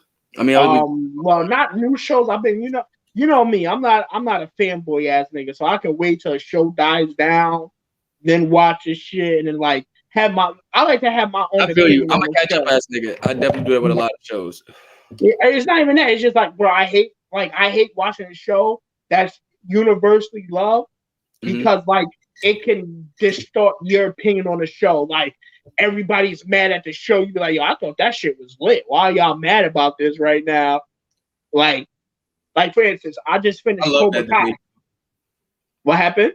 I be loving those debates, but that's just me. You know me, I like debate. But go ahead. I still gotta watch that show too. Like, I was watching Cobra Kai, and it was one of them shows. I was like, all right. I watched season 1. I was like, all right, this shit got my attention. I watched season 2. I was like, all right, I'm with it now. I'm kind of. I can't wait for season 4 now. I'm kind of like, I hate getting a show where like I like that shit a lot, and now I was like, damn, I kind of finished this shit in 2 days, dog. I ain't got shit to watch. See what I say now? You see, that's what kind of service people were doing that too. It's a pro and a con, I guess. But like with me, I guess I'm like, I'll watch a show if I know if it's a show I know it's about to come out. And I'm watching it as soon as it comes out. If it's popular, it's popular. If it's not, I'm watching the shit. Yeah, like for me, it's Snowfall, Power. I was on that. I'm on it. Like I don't give. I'm the nigga putting niggas onto that show. Yeah, like I watch that shit, nigga. Like I done put so many people on the Snowfall. It's not even funny, bro. But shows I'm watching. I'm watching HBO show called Your Honor. real fire show. I'm glad you said that. That's the show I wanted to talk about. Yo, where are you caught up? I didn't watch the last episode of this week, but every other episode I watched. Son, I'm glad, because that was gonna be my topic. Yo, where do you think? Well, me personally, I'll just say I think Bryan Cranston might be, and this show might solidify it for me. He might be the greatest TV actor of all time, of our generation. I could definitely say, bro. Yeah. I mean, I don't know. remember him. It's crazy, bro. Cause I remember this nigga from Malcolm in the Middle, my nigga. I remember from this nigga from like being the goofy dad getting punched in his nuts by his fucking family, my nigga. So like, nigga, this nigga was cooking meth. Like this nigga was cooking meth. Like, bro, like the way he hones in on the character, he makes that shit his own. It's just it amazes me, bro. Real. I mean, and I would say in movies, he has good roles. Are they like crazier than his TV roles? Probably not. That may be just because we are so attached to his roles, probably because we seen him for so long. But he's really a great fucking actor, though. Like this dude is really a great actor. And he's been around for some time. The nigga's 62. He's 62. That's crazy. Damn, I thought he was in his 50s. I didn't know he was that old. The nigga was a man when I was like 10. Yeah, he had like 40 or something. Yeah, right. The nigga was already a grown ass man when I was like 9 or 10 years old watching Malcolm in the Middle. That's a fact. Yeah, bro. To see how what he's doing in this show, bro, it takes it up a whole nother. He gives me Heisenberg vibes in here at certain times when he be trying to cover shit up, and you know what I'm saying. It's a little different. It's a little different because like but he's actually a good guy. He's literally just trying to protect his son. Isn't Heisenberg a good guy? Is he? That's the question. That's the question here. That's the question here, because that's why I like the dynamic between I forgot what his name is, but Rocco's father and Bryan Cranston in the show, like, because it's like you can say he's bad because he does all of this, but he's the victim. Like this nigga's the victim. Like, nah, boy, I can't be the victim, but like the only victim in that show, the only victim I see in that show is the black kid, my nigga. That's the only victim I see. Kofi got done dirty. That's the only victim I see. The nigga, bro, they wiped out this nigga whole family tree. They took this nigga whole family. That's why you got. When you see the next episode, you'll understand why I'm still. Me first, I'm not saying what he did is okay, but at the foundation of it, I'm still on the Italian family the father side. The mother is a fucking nut. Like, the mother was real. She said, but she told the nigga when they was on the balcony, she was like, so what are you gonna do to make the town know who we are? Yo, it's always the wife. Ain't it always the wife that be Because I think my sis was telling me, she was like, with him being, I guess, half Scottish, half Italian, I guess he was like brought in to the mob. It just happens to be the man, so I guess he's gonna be the leader of the family. But it's the wife that's really like got the ties and shit. I guess that's what she was putting me down. No, she was talking crazy. Like that's what I'm saying. She don't really making the moves, because even the son who looks like the son looks like Mark Wahlberg, John Cena, and fucking Tommy Egan, bro, all put together, bro. Swear. I'm gonna tell you a joke. I saw the son, right? I was like, yo, this nigga look like a nigga I used to serve. You know, bro? Why, when his like beat up his shit? Not even beat up, just his face. Like, bro, the nigga, like, I was just like, this nigga acting now? This nigga acting now? Look at him. I dead ass had to go to the end of the show when they showed the characters' names and shit. So I was like, yo, bro, like, I'm about to be like, yo, I used to surf a nigga that's in Hollywood right now. Like, that's crazy. Let me go get all this nigga, see if he's still out here. See this nigga. Let's see what this nigga dabbles in now. Out a little bit. But nah, like that Harley goes up crazy though, bro. Like that racist motherfucker. That show, it just shows what great writing and a great supporting cast can do. Exactly, bro. Like, great setting too, because New Orleans is always a great setting. I feel in TV or movies, bro. I don't know why. I'm scared as fuck of New Orleans past 7 o'clock. I would never go out nowhere past 7 o'clock, but whenever I go there, I'm staying out during the daylight. But it looks like a beautiful place, though. And you know what I like also about the show? You could tell they want the show to seem dark and like grimy. Just how it's just like how it's shot. Like nigga, even in broad daylight, it seems dark as shit. And it seems like I don't want to be here right now. Like when he was getting chased from the first episode, when he put his mom's picture down or whatever, and then they was chasing him. Just that whole that whole scene took place in broad daylight, and they made it seem like it was just like, yo, dog, like my heartbeat is dark. I love gritty camera work or gritty shows like that. Not just gritty show, but the camera work. Like they do it with FX. I mean, they do it a lot on FX. Like if you ever caught shows like Fargo or you've seen the trailer of it, has that like grainy, dark. You know what I'm saying? Yeah. Even Sons of Anarchy, you can put Sons of Anarchy in there. American Horror Story, Snowfall, all of them have that dark, gritty style to it in the camera, and it's something I've really grown to love. You know what I'm saying? Because it adds to the show so much. It adds to the darkness and the suspension of the story. Yes, bro. Yes, son. That shit is really, really, really dope to me, bro. And just like I said, once again, the writing, like even from the beginning scene, they got my little nigga from Game Shakers from Nickelodeon. He said, fuck that Nickelodeon check. I'm about to go holler at Showtime. I'm about to be on the block. Just like, I'm going to show you. The perfect example. My room lighting is green, right? And I'll be like, yo, I just shot a nigga. Now I go red. Yo, I just shot a nigga. That effect, just that right there, visually on TV, mental, I don't know, it's something with mental. I forgot the proper terminology for it. But it's a mental thing. Like you see certain color, you be like, "Yo, that's bad." That's you know, every time they do like say like the like detectives or even the scenes where they were having the kid, you know what I'm saying, Bryan Cranston's son, when he's a photographer, when they have him in a red room, but just the dark airiness of a red room. Anytime you have a movie where they're in a red room, the darkness, that red, it puts the focus you have on it, just like the guy looking at the photos. You know what I'm saying? Just because I don't know what it is, but it's and then match with the undertone music of suspension music, all that just plays a factor together. And if it's shot right, you can tell any story you want. And they're knocking it out the park right here. And I'm so mad it's a limited series, bro. Bro, I was just telling my boy this shit. I was like, bro, I think this shit is only like 8 episodes. I was like, bro, I hate when shows are good. It's 10, yeah. But like, yeah, bro, like that's a show that's so good. You be like, yo, bro, that needs another season. What are y'all doing? Why is this limited time? Like, what is this?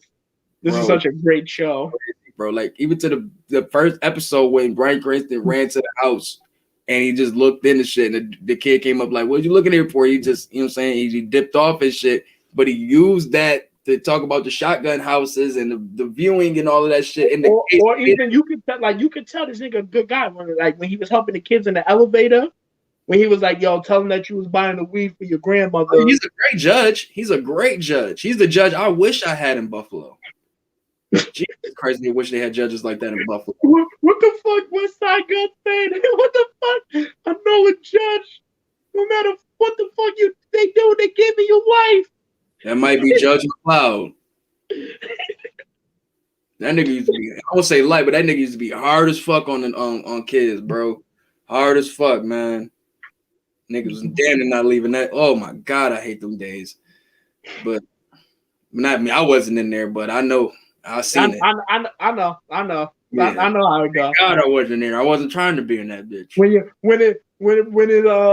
you got friends and shit dealing with bullshit, you just like, you dealing with that? Yeah, bro. I remember the first time I remember I had to go to court. The first time I got like caught up with weed, bro. I had to go to court, right? I ended up getting ACOD. But the judge is bad cool, dog. Like the judge is like, so like what we doing with this weed? Like, shit, I had a long ass day at work. I need some stuff to smoke. Basically, bro, the judge is just like, why don't you work on getting a medical card and you won't have this problem no more? He was like, I was like 22 or 23 at the time. He was like, all right, I see you have no priors. You have he was just like, all right, I'm gonna put you on ACOD. Don't get in trouble, and you'll be fine. That's what I'm talking about, bro. I'm like, all right, cool. Let me go. And my man's got caught up too. But it was funny because my man's is white. His judge is a little different. Like he got ACOD too, but they kind of made this nigga take his fingerprints and shit. I was just like, they make my black ass do that. I don't know what the fuck. That's why I really don't know. I hope I'm not spoiling it. But when he told him that you gotta get Carlo off. Did you see that part when they caught him?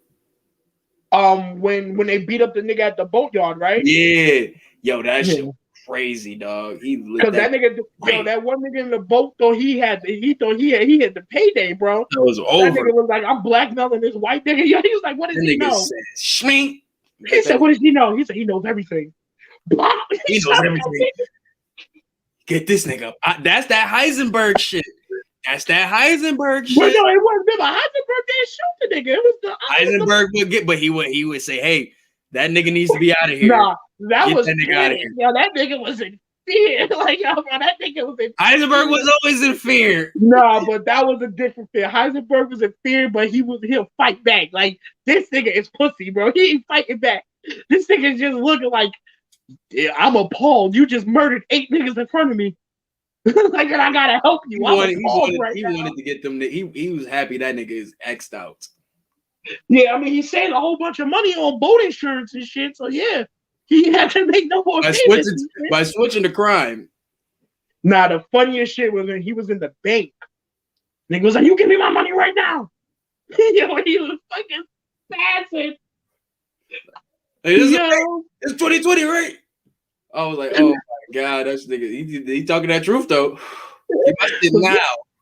I don't know like what crack. I was in that big time. I was like, oh, this nigga on drugs or something. Dog. Like this nigga, I need my money now.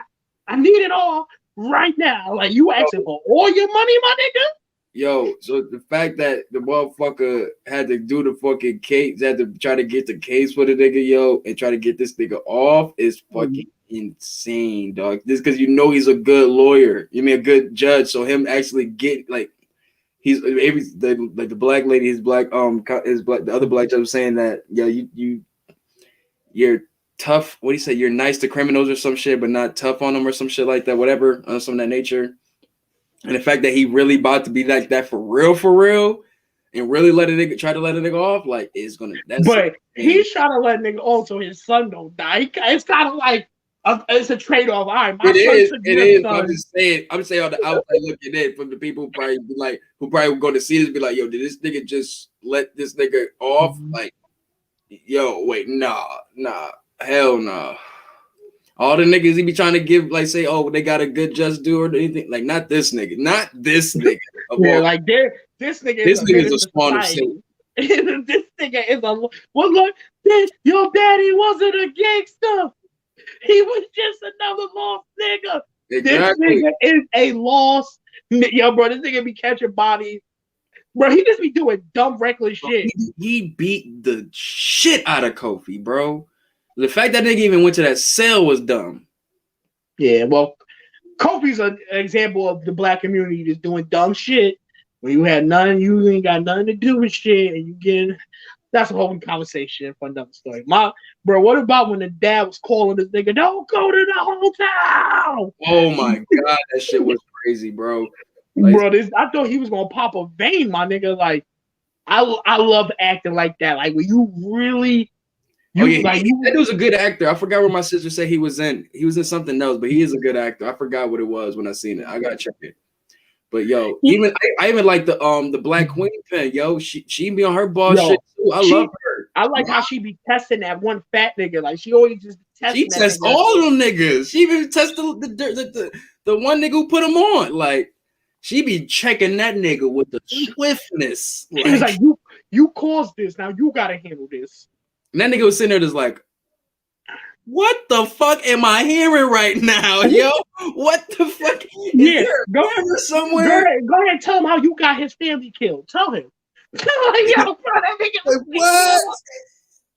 This don't happen on Game Shakers. Yeah, right? Yo, bro, when he handed that money back, he was like, I think you dropped this. "Oh, I think you tested me. I don't know what's going on." She gave him that look. She was like, "Ah, you win. You win, my child. You win." I was like, what the fuck? So was I supposed to? I'm confused as shit, lady. Like, I am And then befuddled. Kofi's dad is a whole piece of shit too. Nigga, Oh, what the fuck, bruh? The I hate opposite them of a type of Tiger fathers, Woods bro. ass dad. The I opposite. hate This them type nigga said, "I got 2 good kids. I can't have them around him." Yeah, I bro. hate them type of fathers. I hate it with a passion. Fucking 50 Cent father ass niggas, bro. I gotta watch that Queens flip shit that people I've been seeing. What? Him, maybe I gotta check it might be on his IG live. He had him on this, but then again, I don't really care about him talking about his father again. It might be the same shit. But Queen anyway, Flip is a funny nigga. I respect Queen Flip. Like, he's a little outlandish. I fuck with this shit. I found out that nigga's like 4 years older than us. Like 4 or 5 years older than us. I don't be watching that shit. I just like the interviews. I like the ones where he be. I'm not gonna lie. I like the ones where he be violating people. He be wild. Like I like because this certain niggas I like because they attack that negative energy. Like how Loso can attack negative energy and make it to where it's funny. Like Queen's Flip got that special, but his is like Loso got that ability, but this nigga Queen's Flip got that shit to like. You can do it with anybody. Pause. That was still to my day. My favorite interview he did is with the Bloods, bro. Because I felt like he got so much shit out of it. He was enticing niggas. He was getting information. He was doing everything. It was. Nah, I like the LK nigga one. The LK nigga one was a solid. That was a good one. That was just really great, like really just nicely informal though. That was just like really good information. But that was the piece. A lot of the shit they got from that story though. And then the one with the black nigga, we was dating the bitch on Maury. And then nigga Queen's Flip ended up throwing the water bottle at him because he was dizzy. He's like, I don't want no black bitch in my house. Queen's Flip was like, what? Everybody know once Queen's Flip pull out that phone and start recording you, some fuck shit about to happen. Bro, this nigga hit this nigga with the whole water bottle, right? So the nigga tried to jump over the fucking table to fight this nigga. They pulled this nigga out the room. Queen's Flip was like, yo, get this nigga. Son. Yo, come on this show. Get this nigga out. I know that he definitely gave some nigga pieces up on that show, but I'm not surprised about that, man. But yo, can't wait for that next episode of Fucking You Around Here. We gonna recap that show. We gonna recap that shit when it drop, bro. Yo, we should review the whole series. Like we should. No, we definitely we gonna do that shit. We gotta put Loso onto that shit. That's a great shit. Like that's a solid show. That's a solid. Yo, watch Lupin, bro. It's 5 episodes. That shit is fire too. That I've been looking for a new show to watch, so that works out. Like quick, and they just speak on like a lot of like old, like a lot of racism in France and shit that a lot of people would like to not speak on and shit. Like it's basically like take the South.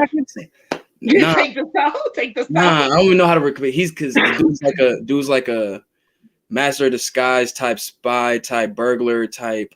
Oh, 007 ass nigga. Kind of, sort of, but it's a little different. It's a little different, but it's dope as fuck though. Trust me, it's fire. But check that shit out, man. But obviously, this was a good. We was talking about TV and film today, man. We was on our shit today with that. But let's get ready to close the shit up out of here, man. Watch some wrestling, man. Yes, man, let's get the Bars Off podcast, man.